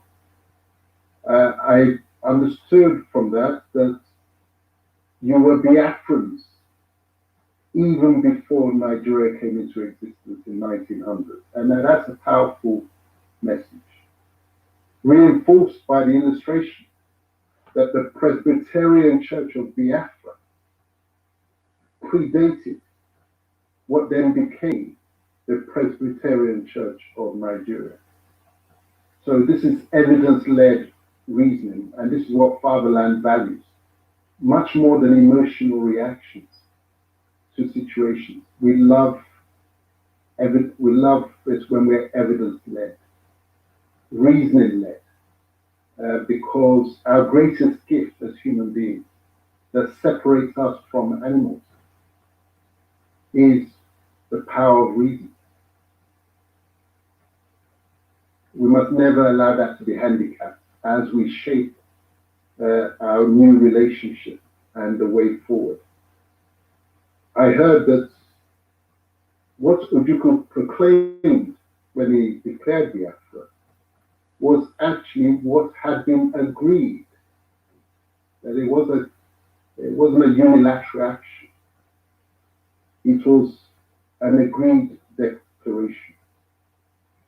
I heard that Ngaji is a spoon, and this is common right across the Eastern nationalities. I probably murdered the pronunciation as a Yoruba man, but my wife will correct me later on. Ngaji is a spoon. It illustrates in the common thread, and which she explained very clearly that there is a common thread running across the relationships in the East. And that common thread, as she said, it is actually the Igbo common thread, which is not surprising that there are interplays of nationalities. There'll be exchanges. We were good neighbors before the colonial intrusion. This has to be remembered. So thank you again for that presentation. Very clear, great messaging from Iriawu, Tamil Tony. Thank you very much. I think our next speaker should be with us now, Nsima, who is going to speak on the demands of the young generation of Biafrans. And to be clear, he identifies himself as an Ibibio man. So I invite Nsima to now take the stage and give us his presentation. Thank you very much. Someone once said that if you are not informed, you are deformed. Then another person went ahead to add that if you are not updated, then you are outdated. While other people say that if you are not inspired, then you have to, in fact, you will be expired. Okay? Then I want to say that information leads to transformation. If you are not inspired by being informed, definitely you will expire by becoming deformed. My name is Nsima. Good day, the chairman, honorable speakers, and my viewers. I'm from Akwa Ibom. Akwa Ibom is Biafra, and we must protect and defend our land. Obviously, listening to everybody, I notice one common thing: distortion in our history. This is the major thing that they have used to conquer us. Today, I want to focus on the demands of the young generation of Biafra. Because even without history, even without knowing the history, I can see with my eyes the marginalization. I can see with my eyes the conflict among us. I can tell you that these men, they did a terrible thing to us. You can call them foreigners, you can call them British, you can call them whatever names, but it doesn't matter at this time. Because even our political leaders are also working, just like we know in history, the Warren chiefs, just like the Warren chiefs. Today, we no longer have Warren chiefs, but we have warrant governors. So now the history continues. They have removed history from our education. There is no reference to Biafran War. They have changed the Biafran War to Nigeria Civil War. The foreign entity came to cause division among us. Look at today. We are trying to come together, which is something that we should be happy about. This is something that they don't want us to know. Everywhere you can read bits and pieces of the history. You open Wikipedia, it's been distorted. Many people have changed it. We are not getting the right information. We are just trying to gather it among ourselves. I can tell you that the major issue we have is the discussion in history. And we need to put our history right so that we can all come together. The issues we are talking about here today is just a family conflict. We can resolve it because we all have our differences, but then they are all common. I listen when the women, they mention, my speakers are the women speakers, Priscilla and Terminal, they mention the Aba Women Riot. But it's a false name. That was not the right name. Okay, it was the women, because it was not just about women. It includes the people from Okoni, MP, Ibibu, and others. That's one perfect example to tell you that our history has been distorted. And that is the problem. That is the reason why we are having so many disagreements, so many differences, so many things. If you want to trace back who you are, for example, our Ogoni sister made mention of, oh, they are from Ghana. We have so many genealogy. You can trace back to Ethiopia. If you want to trace, you can trace back to so many places if you want to look at the true genealogy. But one important thing you must understand is that we are all Africans. So we are all connected together. That is the reason why you can trace back anything you want to trace back to any genealogy in the world, because we are Africans. In fact, the truth is that there will not be any human race without Africa. Africa, that is where life starts. Let's come back to the demands of the young generation of Biafrans, especially the Ibibu. Our eternal, I would say, the late General Philip Obion, who was the first president and the first vice president and the last president of the Republic of Biafra, was Akwa Ibom. Ibibu man, he was from Ibioma Igbo, in today's Akwa Ibom, which was formerly Calabar.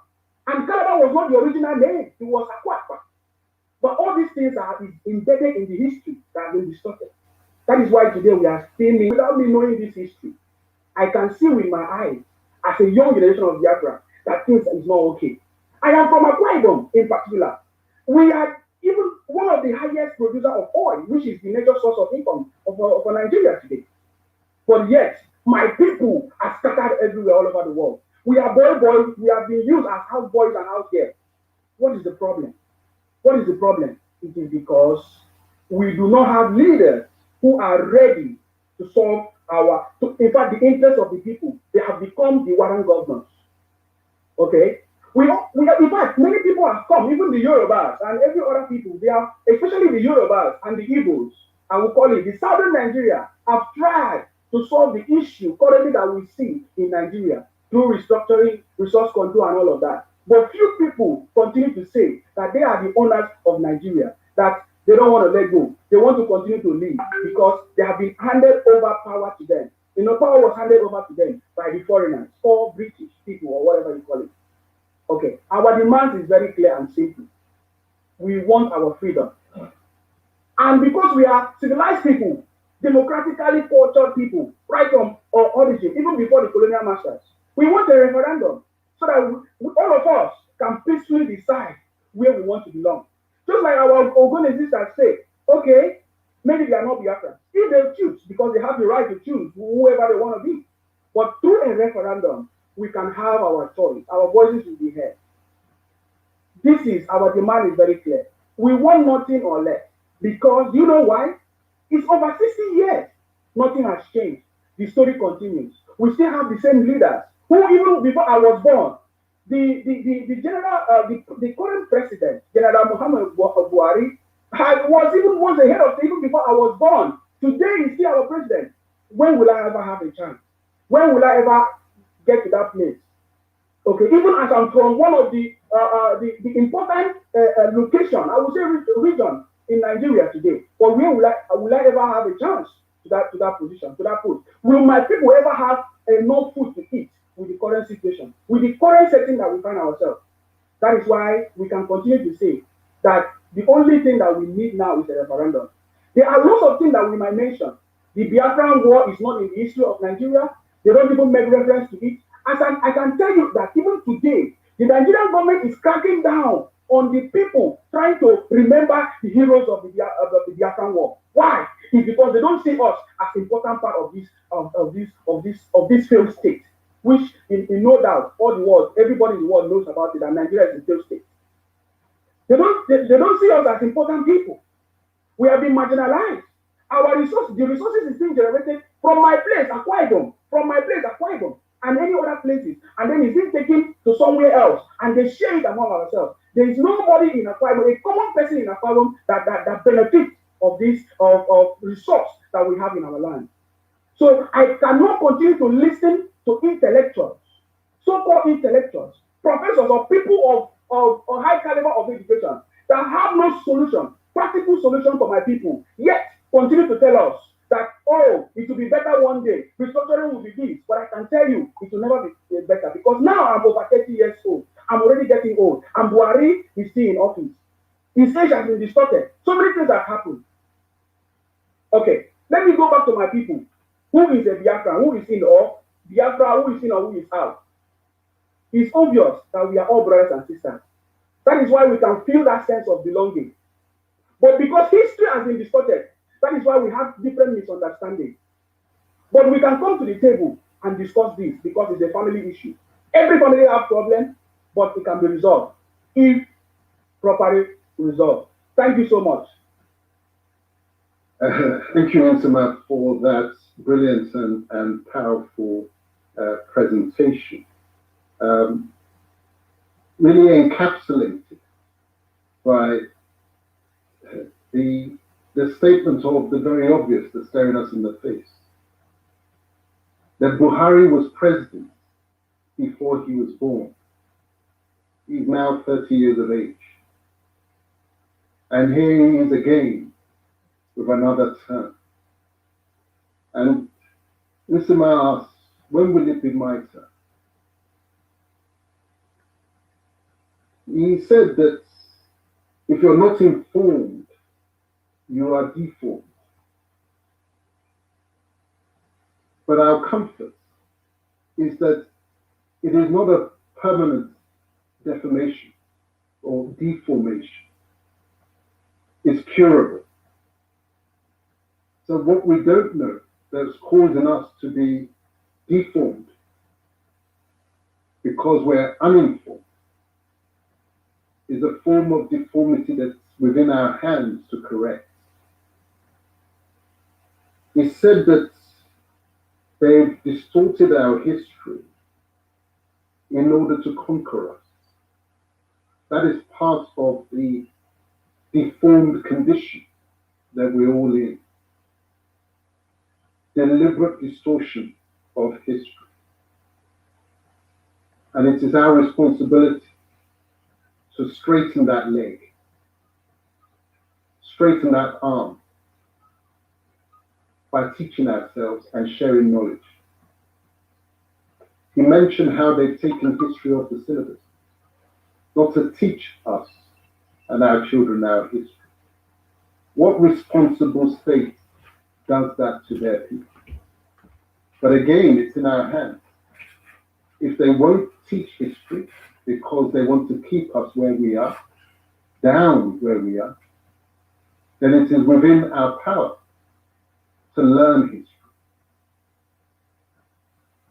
and share that knowledge through this kind of dialogue and discussion. He said we are all Africans at the roots, regardless of our individual genealogical path. He explained how his people of Akwa Ibom are being used as houseboys and boys all over. And they explained how that has happened through, and I love the expression, warrant governors who have taken over from the warrant chiefs. Now, for those of you who don't know, warrant chieftaincies were created by the British, particularly amongst the Igbos, where they could not find an amenable, ready-made, top-down command structure with chiefs such as they found in the north and to a lesser extent in the west, because they needed that top-down command structure in order for ease of interference. I wouldn't call it administration, ease of interference with our governance system. So they created chiefs by warrant. And it's a beautiful equivalent how those warrant chiefs, their loyalty were to their creators, their benefactors, rather than to their people, which was our way before the colonial intrusion. And he makes the analogy that the governors have allowed the degeneration of their people and the squandering of their human capabilities from generation to generation, because they too are looking upwards to their remunerators and their benefactors rather than looking down and as across to their people and empowering them. And he explained that the demands of the new generation is simple. They want their freedom, and they want it via a referendum. Now, is that too much to ask? All through the presentations, the recurrent theme is the need for us to talk and to dialogue, to be listened to, rather than to be dictated to.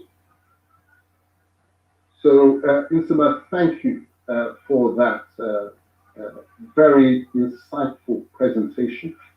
We now move to our next presenter, who is Chinua Ezigbo, who is an Igbo man, and he's sees himself as a Biafran. He's a Biafran activist. He is going to speak on the structure of Biafra.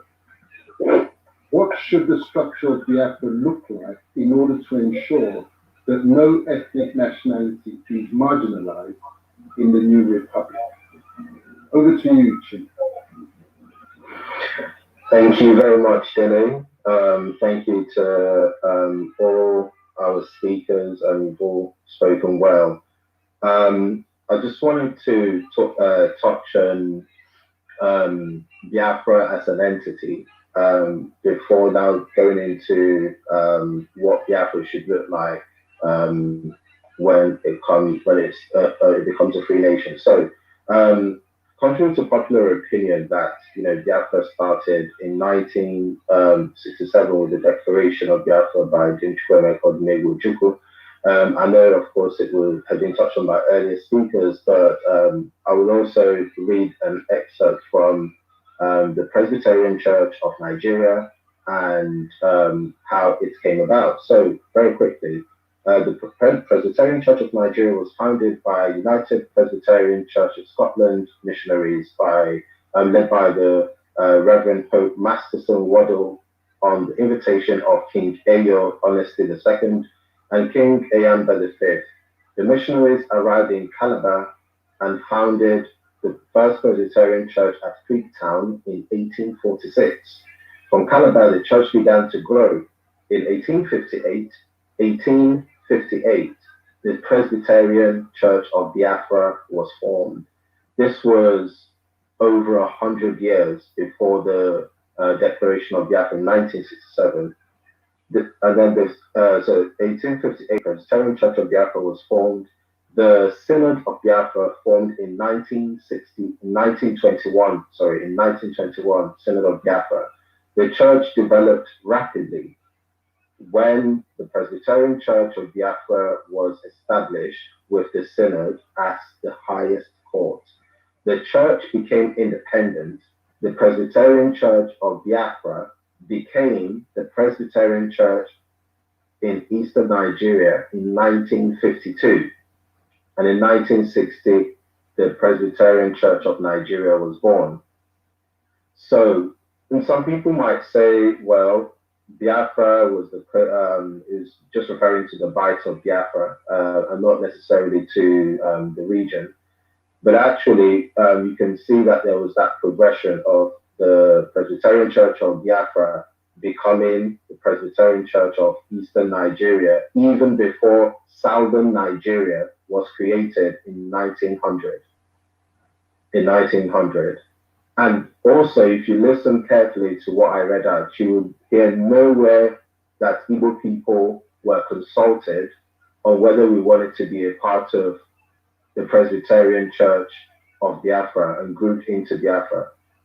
It was formed in Calabar by the Calabar Kings, and we were all grouped in as Presbyterian Church of Biafra, and there was also nowhere that anybody complained about that.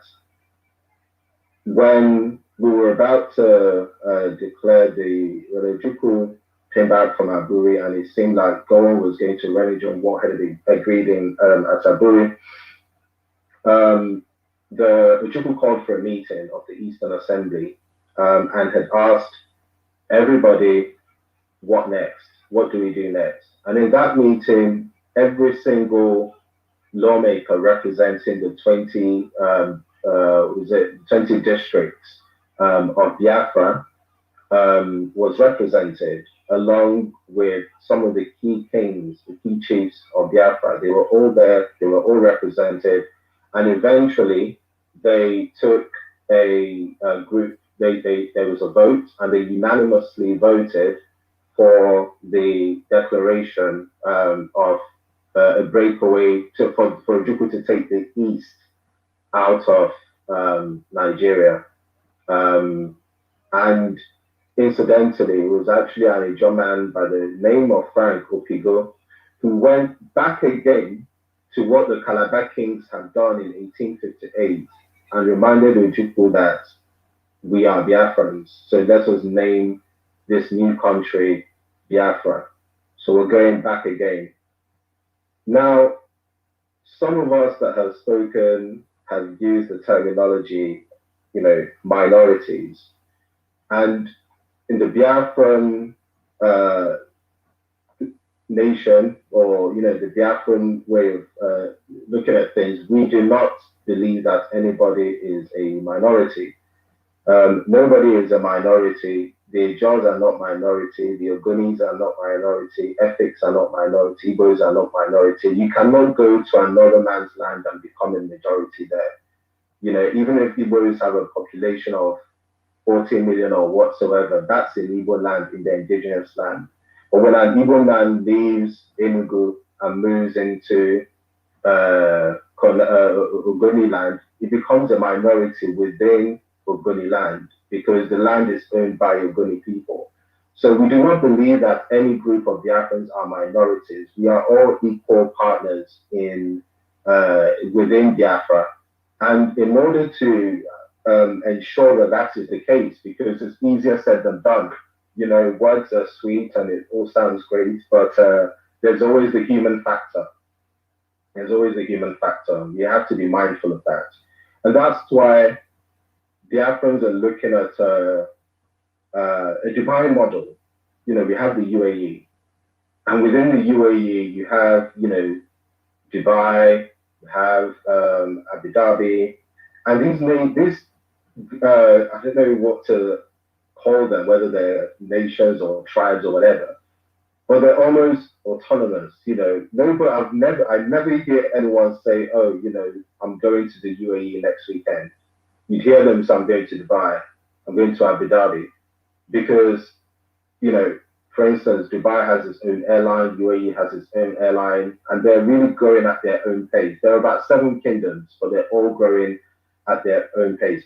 And so this is what we want something similar that we want to replicate in Biafra. We don't want a Biafra where one ethnic group will marginalize the other ethnic group. And some people may think that the Igbo will marginalize the other smaller ethnic groups because they have a larger population. But it's interesting that presently in Nigeria, the group that seems to be marginalizing everyone is probably about number 10 down the line in terms of population. They are not one of the big 3. They are not the Igbo, it's not the Yoruba, it's not the Ijaw, it's not the Kanuri, but those who are not even Nigerians that migrated from outside have somehow taken control of things. So we don't know if the Igbos will marginalize Biafra. Perhaps it could be the Ogoni that will marginalize all of us.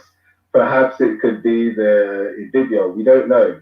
So we have to safeguard everyone and just make sure that everyone is safe. And even if we had a Hitler become our president, because of the checks and balances in place, there's only so much damage that he can do. So if we have that in place and we ensure, for instance, that the presidency is rotated, okay, and some people will say, no, you should not have a rotational presidency. The presidency should be based on meritocracy, and it should just be, the best person takes the job. But no, I feel that in every group within Biafra, you have capable people and intelligent people who are good enough to present that presidency. And it just means that everybody has a good shot at it, and nobody feels that, well, actually, it's only the bigger people that is ruling us, or it's only the Ogoni people that are ruling us. They're not even Biafrans, they came from Ghana. So, I see you, Priscilla. So, we have to be mindful of all of that. And that's why it's good that we rotate it and we make sure that everybody is, carried along. And also referendum. Another thing that has been mentioned is that a referendum in the Constitution.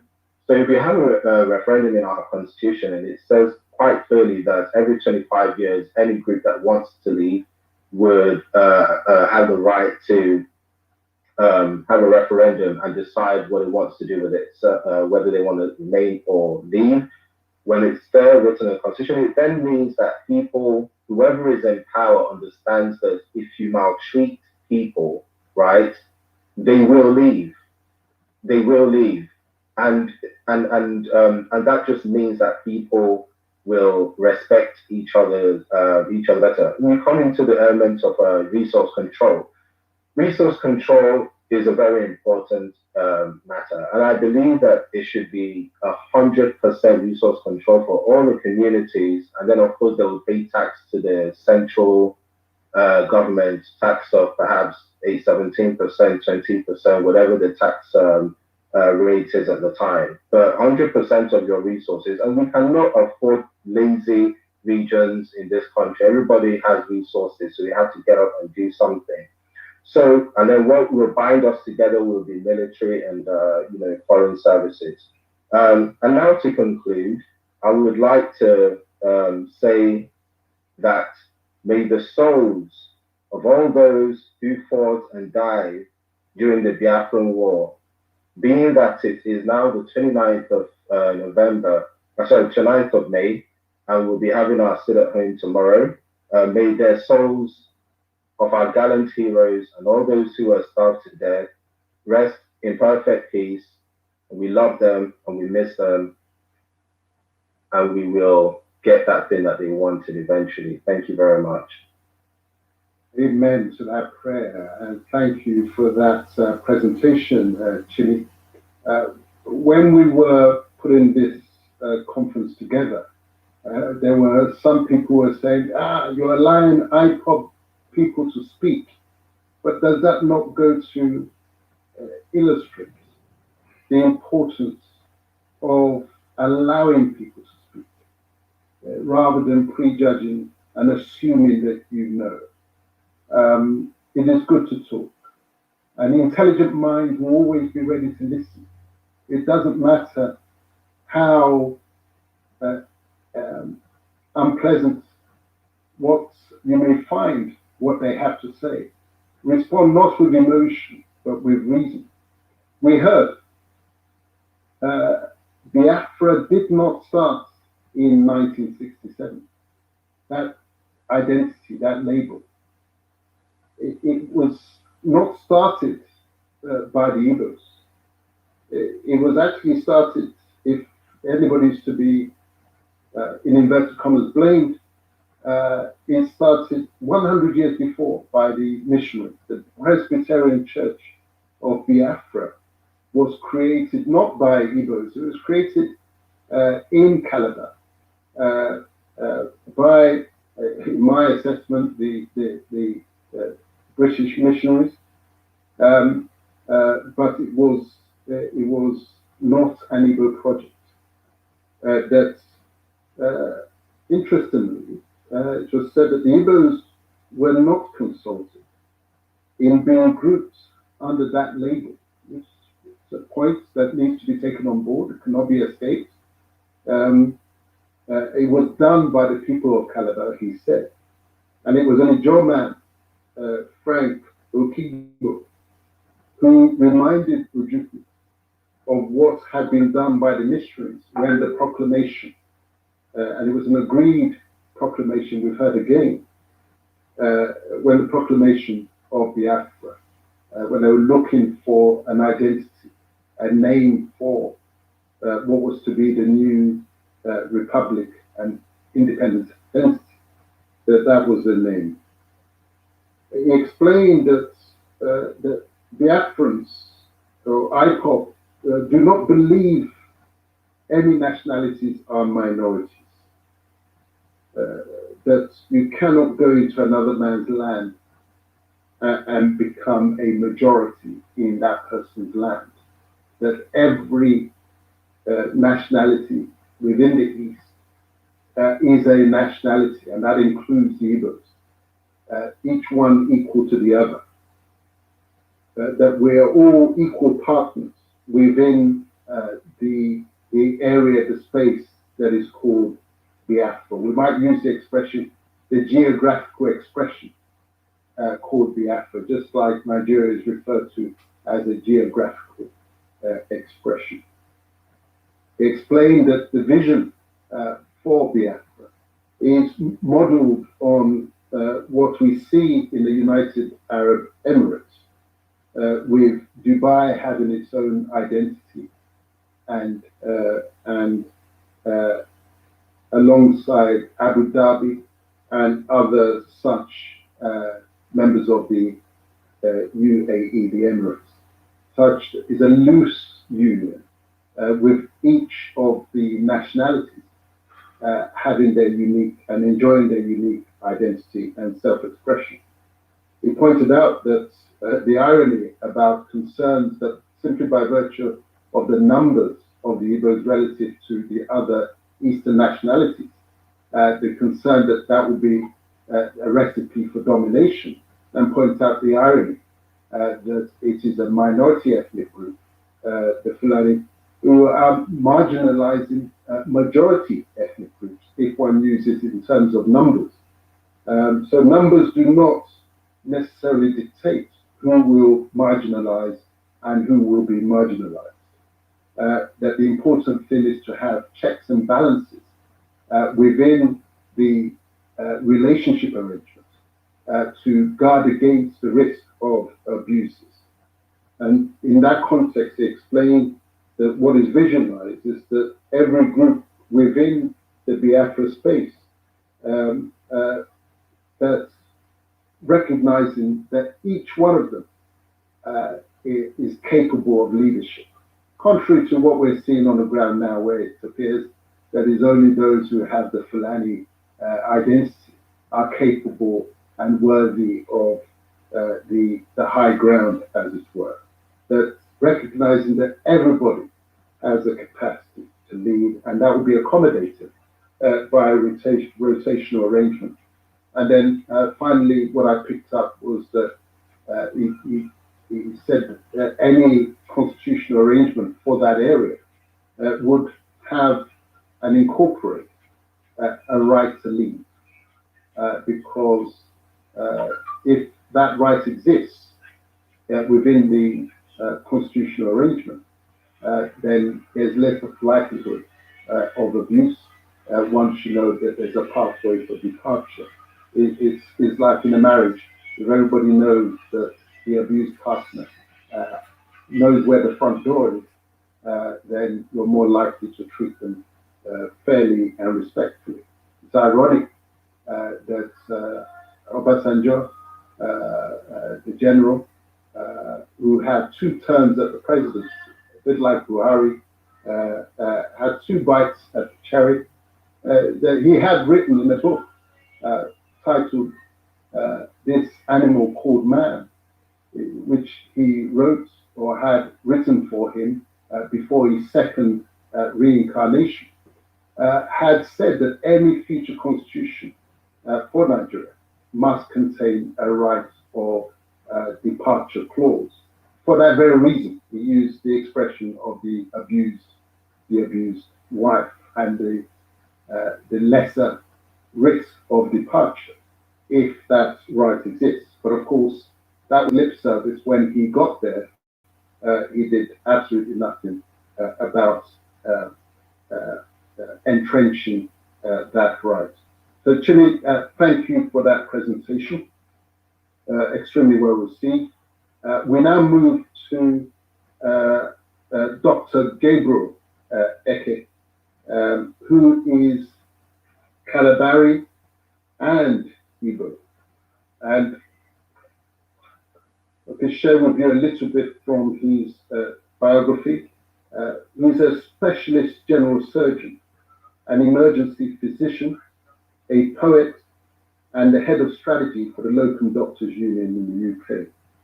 He was born in Nigeria during the Civil War, obtained free primary education in Lagos, and attended Enuda Boys High School in Abiriba. He studied medicine in Bulgaria during the communist regime, where he led and created students' unions for international and local students. So, taking over the platform, Dr. Gabriel Eke. Thank you. Thank you very much, Dele. I hope I'm being heard very well. Yes, we can hear you very well. Go ahead. Excellent. Thanks to everybody for the hard work in organising this conference. It's a very important topic about the nationalities within the eastern part of the Nigerian geographical expression. Now, what I would say in terms of the Biafra area, now we do have to agree that on the one hand, it is a debate when did Biafra start existing. But whatever it is, we must remember we're Africans and we need to go back to what Africa was before colonialism. If you want to deconstruct and make corrections, you have to go back to where you started. And every nation was essentially an independent nation, capable of managing themselves very well with civilization before the Europeans or whatever else arrived. So we need to give every nationality that respect and start from there before we, make suggestions. Now, interestingly, I am Igbo myself. I'm Igbo. My father is an Igbo man, and I'm also Kalabari, and my mother is a Kalabari woman. So now, what I would say, going back to colonialism is a mixture of conquest and ethnic disrespect. So if we want to map out our future going forwards, we don't want anything like colonialism in any form or shape. Doesn't matter who's saying it. We don't want that. So we don't want any form of conquest, any form of ethnic disrespect. So to start, I want to say an apology as an Igbo man, to all the other nationalities within the Biafra geographical expression. I want to start with an apology. If we say there was no domineering or no marginalization or anything like that on the Igbo side, actually there was. I am Igbo, that's true. There was. And we apologize for that. You have to be bold to speak the truth, okay? I apologize for that. And as a Kalabari man, one of the other so the Islam stock nationality, look, I also apologize if we've said things that we shouldn't have said to the Igbo people or to all the other nationalities, whether it's the Shekiri, whether it's the Ogoni or the Luobo, look, we need to learn to apologize. Okay, we have to start from there. It's really important. If you want to heal, if you want to learn from your mistakes, you must start learning how to listen. It's really important. Otherwise, failure is just round the corner. Doesn't matter what you dream of. Failure is always round the corner. And you must have a strategy against failure. All right? So, a lot of apologies. And also, we need to have remembrance memorials, for all the people that were lost, killed, that were made victims on all sides. That remembrance memorial has to be there in our minds on a regular basis, and it has to be put in some form where we express that we've learned something. And it takes me to the idea of respecting the ethnic nationality.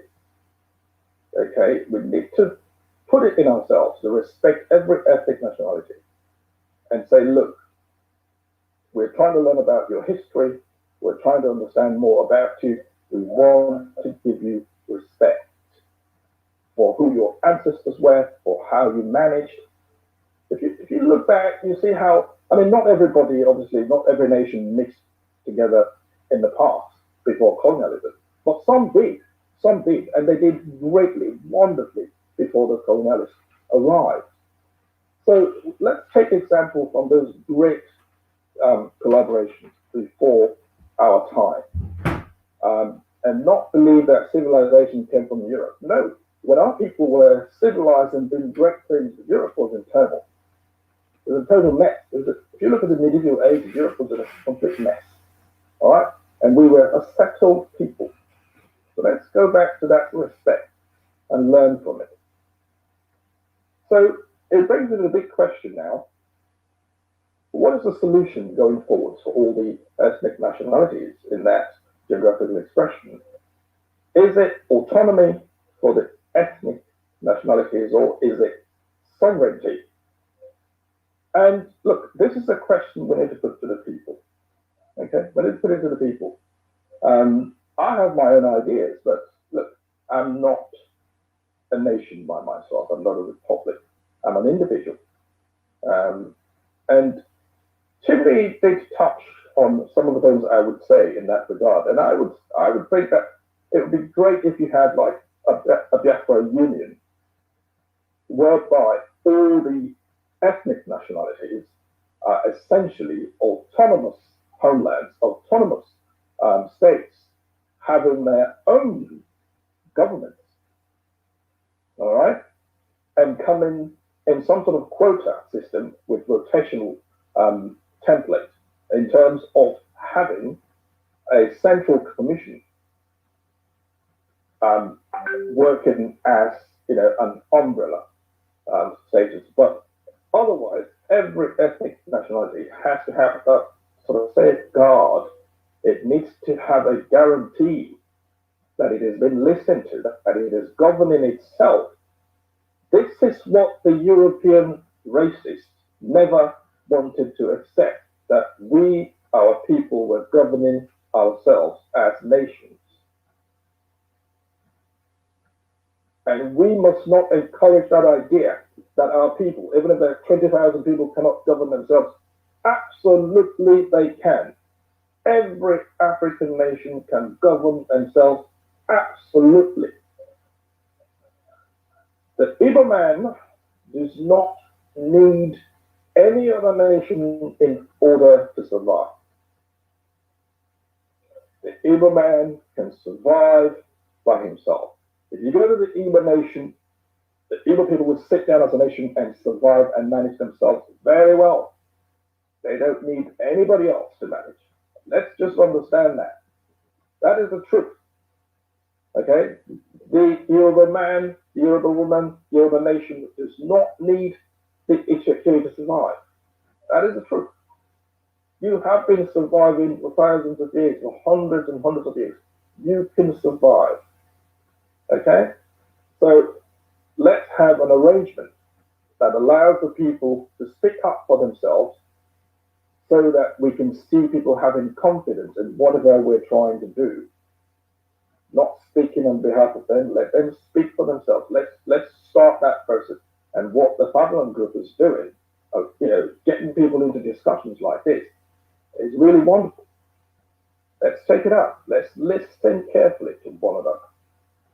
I don't want to go into my pedigree and all that stuff, looking at who my grandfather was, my great-grandfather. That's a very great family heritage, on both sides actually, on the Igbo side and on the Calabar side. But the bottom line of I've listened carefully from childhood and I've learned a lot. It's really important that we listen carefully to one another, because the greatest skill is essentially the skill to listen. Okay, and I'm very glad to hear what a lot of people are saying. I want us to take this opportunity to learn to create avenues and great example of friendship. I think it's the example of friendship that we need to look at. That's where we stand. We want to make great friends going forward. That is all we need. And whatever you want to go into, make sure you're happy with it. You've looked at it, look back retrospectively, and then you can have a good foresight. We don't want to be doing anything in hindsight. Priscilla said a lovely stuff, but a lot of things she said, I agree. One that I'm a bit skeptical about is the Nigerian side of it. I need great collaboration between all the nations. I'm not sure it's in the Nigerian form. I want to link up the Middle Belt. I want to link up with everybody else, the Yoruba, but I want it to be a collaboration of respect. Okay, I don't want it to be something created by non-Africans, and then we all get ourselves into squabbles forever. Let's sit back, learn to listen. It is not a complex business. It is actually the platform for success. I'll leave it at that. I have a lot more to say, trust me, but I just want to encourage us to improve our listening capacity and skills, because that is where our success will come from. Well done to everybody. And the Fatherland Group, listen, great stuff. Well done. Thank you to everybody. Thank you very much, Dr. Gabriel Eke. The closing message is the most powerful. We've got to improve our listening skills, our listening capacity. That is the key to getting over these problems that were created for us. He said, we must give every nationality that respect that they deserve. We must go back to what we were before. And he underlined that point by saying, we were governing ourselves as nations before the European colonialists came. People often forget that. Say, what will happen? How will we rule ourselves? How will we survive? But before 1900, how were we arranged? It was people and peoples governing themselves, finding their own leaders, their own way. He said, colonialism is a mixture of conquest and ethnic disrespect.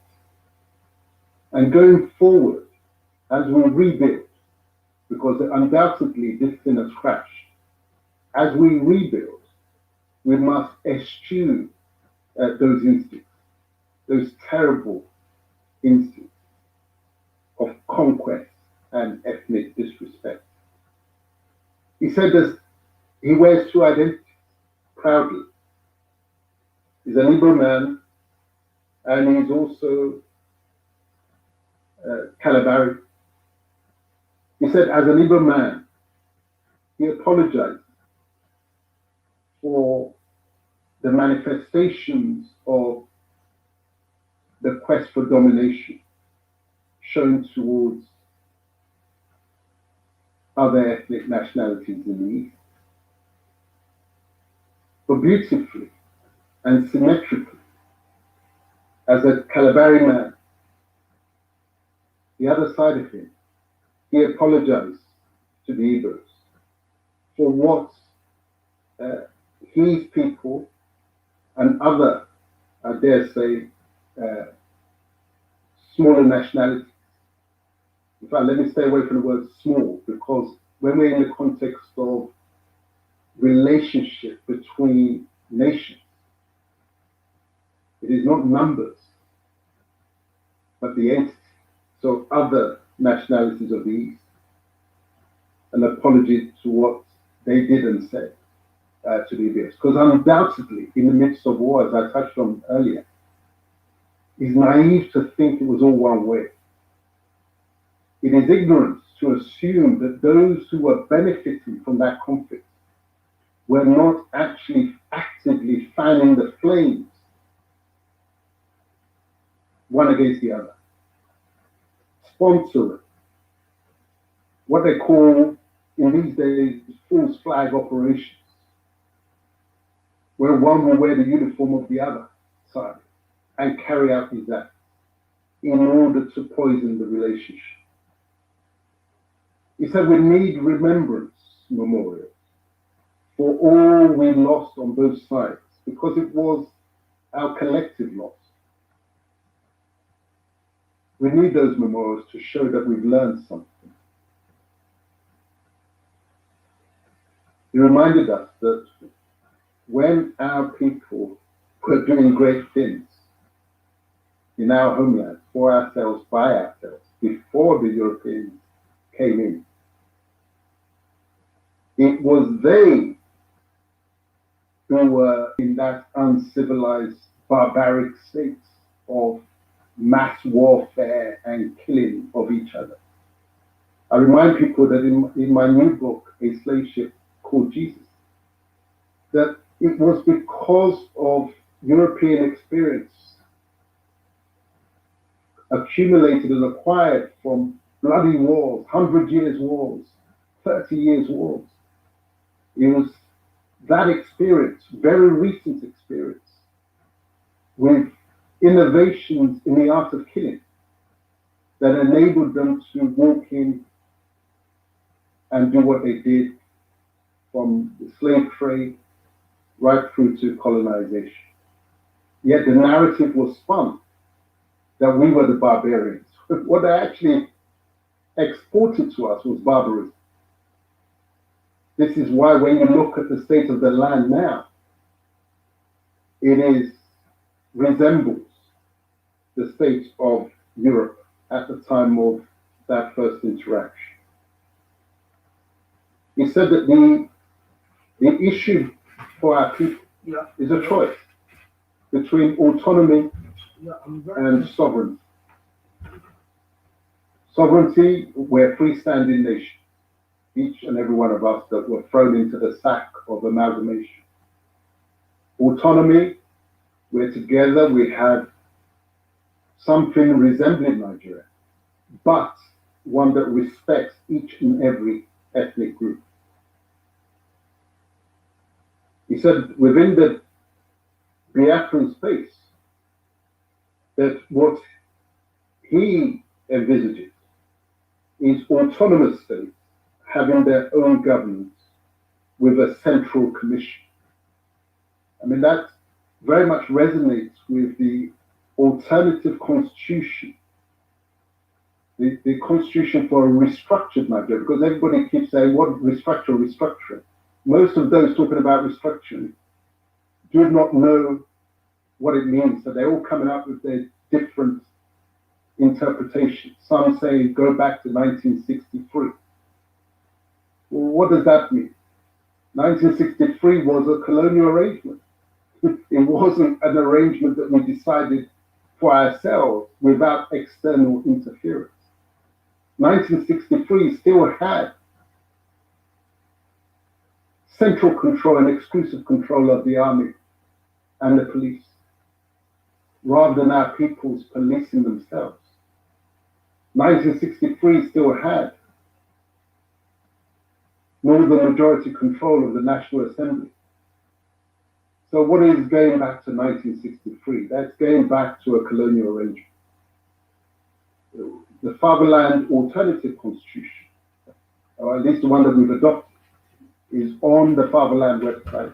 for those who do not know, please visit it, fatherlandgroup.org, and it contemplates that very arrangement, whereby the nationality each is equal in value to the other, however large, however small, with a central commission, going back to the culture of good neighborliness, which Dr. Ekes summarized as collaboration of respect.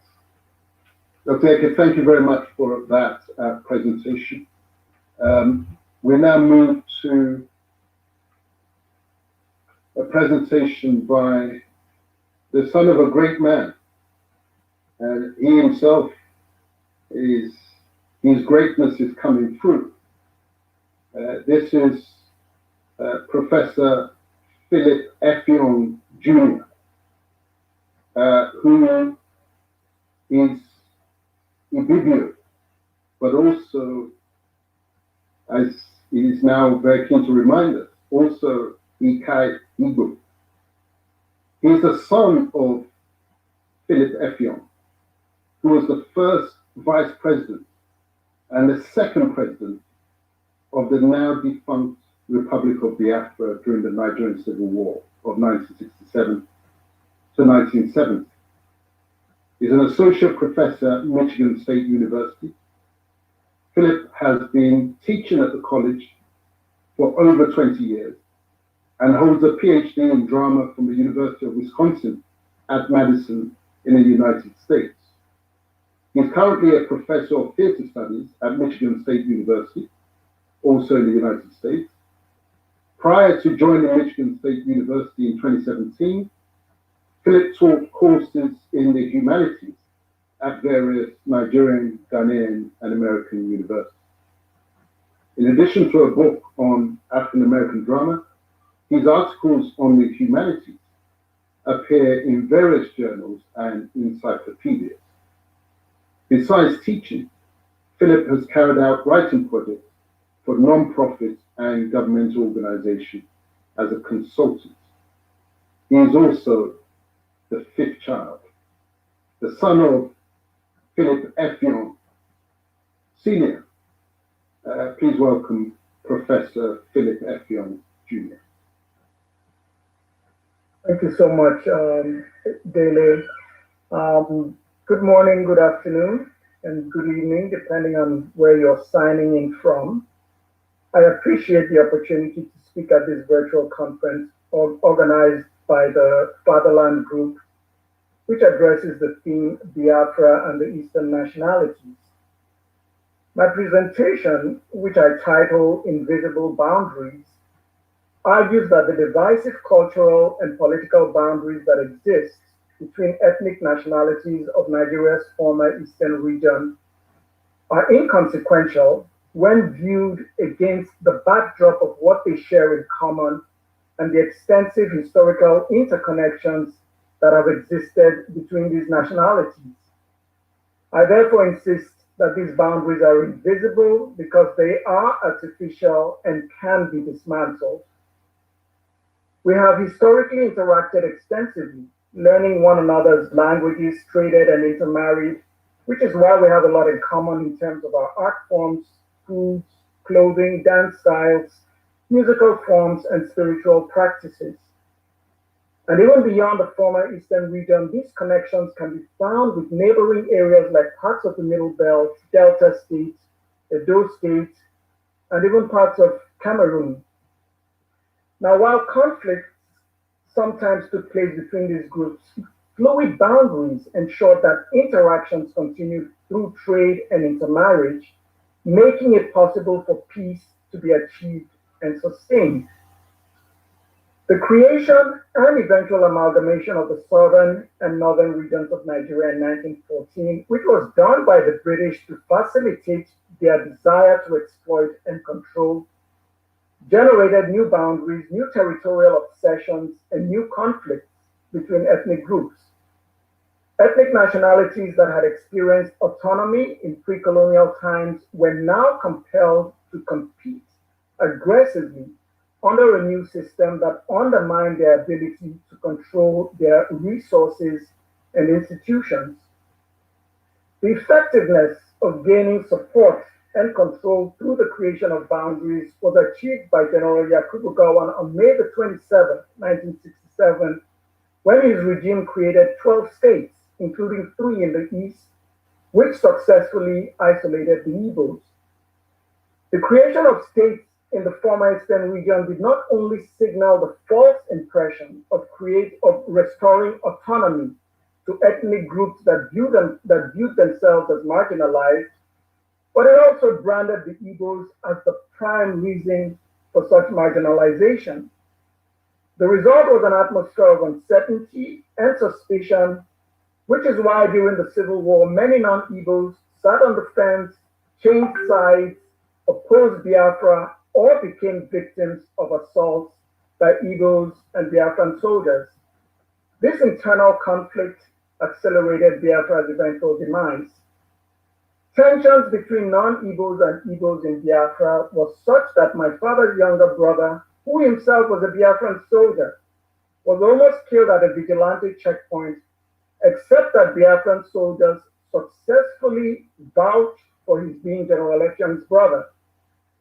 In another instance, Effiong sought the intervention of Igbo community leaders when refugees fleeing from modern-day Akwa Ibom State to Aba and other Igbo towns were either halted or physically attacked. At the last days of the war, when Effiong recommended that General Madiebo accompany General Ojukwu and other Biafran officials who were scheduled to lead Biafra to the Ivory Coast, Effiong was not only concerned that Madiebo, as head of the army, could challenge his decisions, he was also concerned about the support that Madiebo might receive from other Igbo leaders. Despite this conflict between Igbos and other Eastern nationalities, many non-Igbos, including myself and my father, have refused to condemn the Biafra cause and Igbos in general. We essentially reject a very destructive behavior pattern, which is the tendency to judge and condemn by overgeneralizing. This was the case when thousands of Igbos were demonized and assaulted because of the participation of some Igbos in the first coup of January the 15th, 1966. The Igbos that tried to kill my uncle and those that attacked refugees from non-Igbo speaking areas do not represent generality of Igbo people, and neither were their actions based on any Biafran policies. The vast majority of Igbos are not hateful murderers and bigots. Every society has criminals, and the Igbo people and Biafra were no different. However, remnants of these ethnic sentiments can still be recognized in writings and conferences where the prominent role of non-Igbos in Biafra's leadership and within Biafra's military are either minimized or not mentioned at all. Today, the creation and/or self-centered demand for the creation of states continues. These states have never and will never provide a channel for meaningful progress.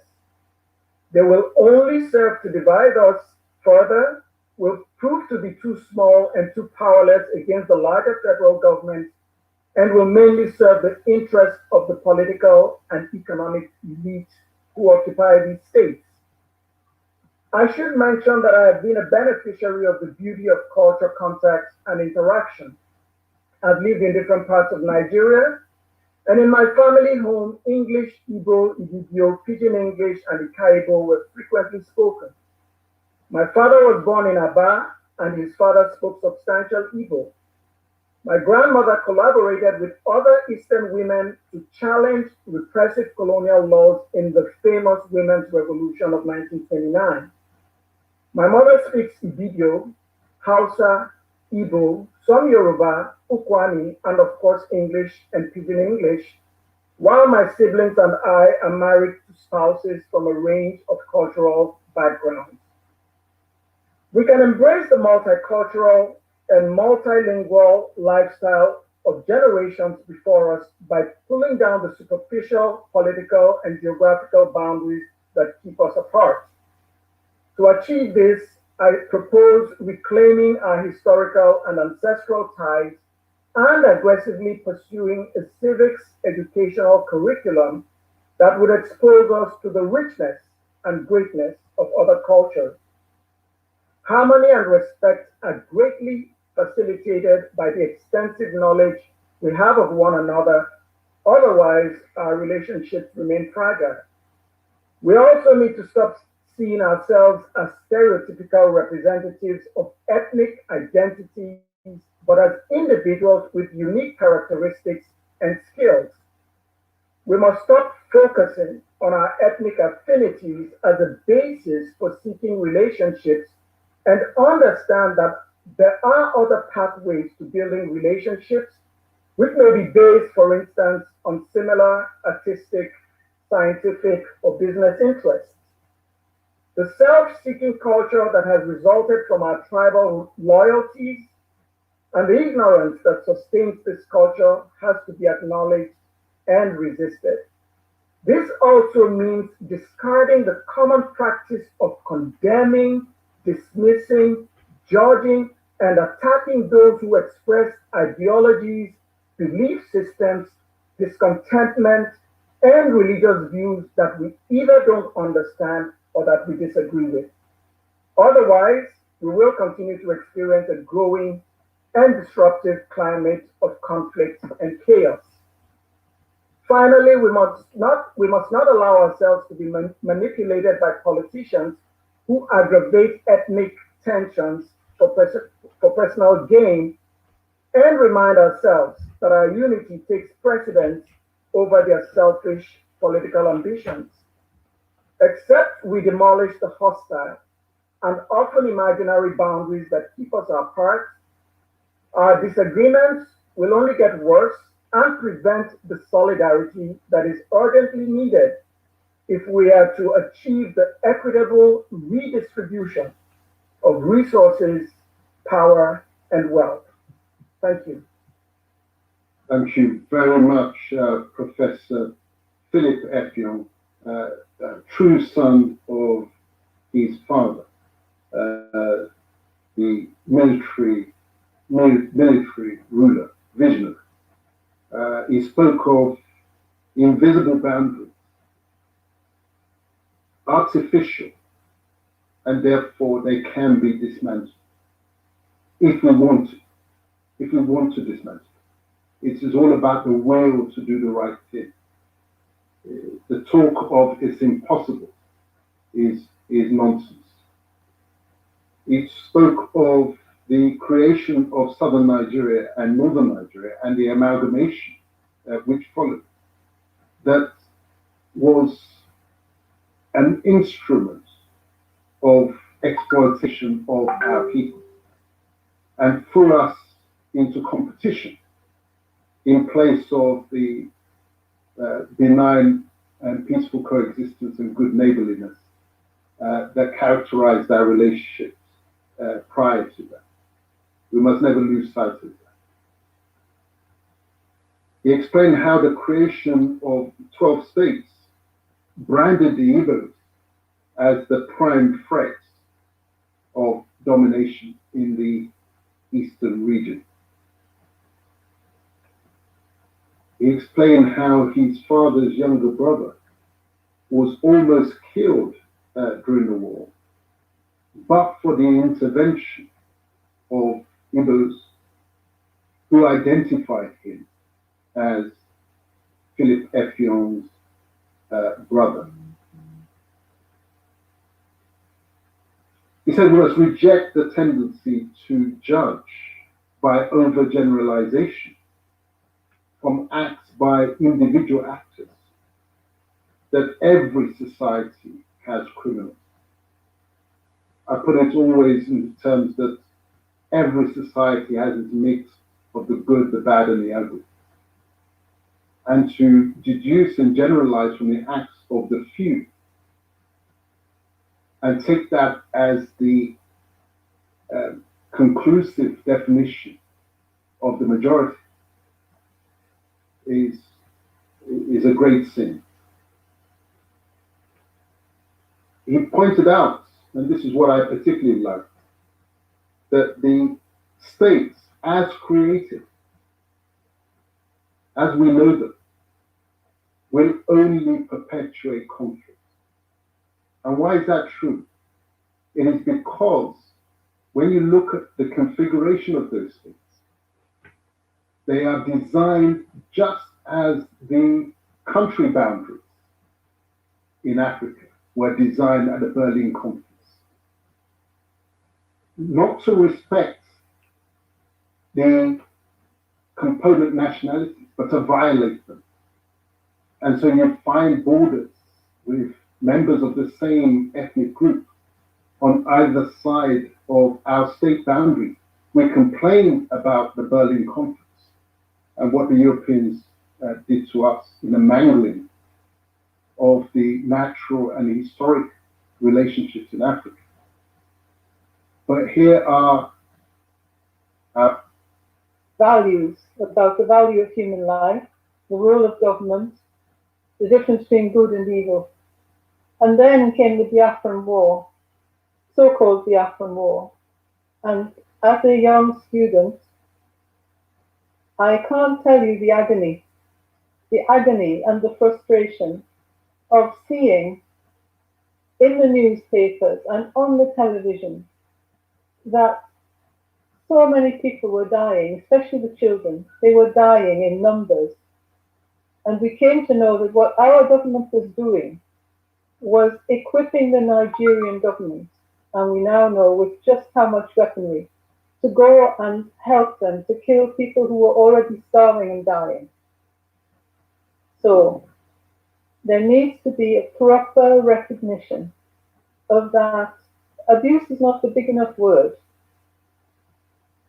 You know, commission of genocide that we participated in, you know.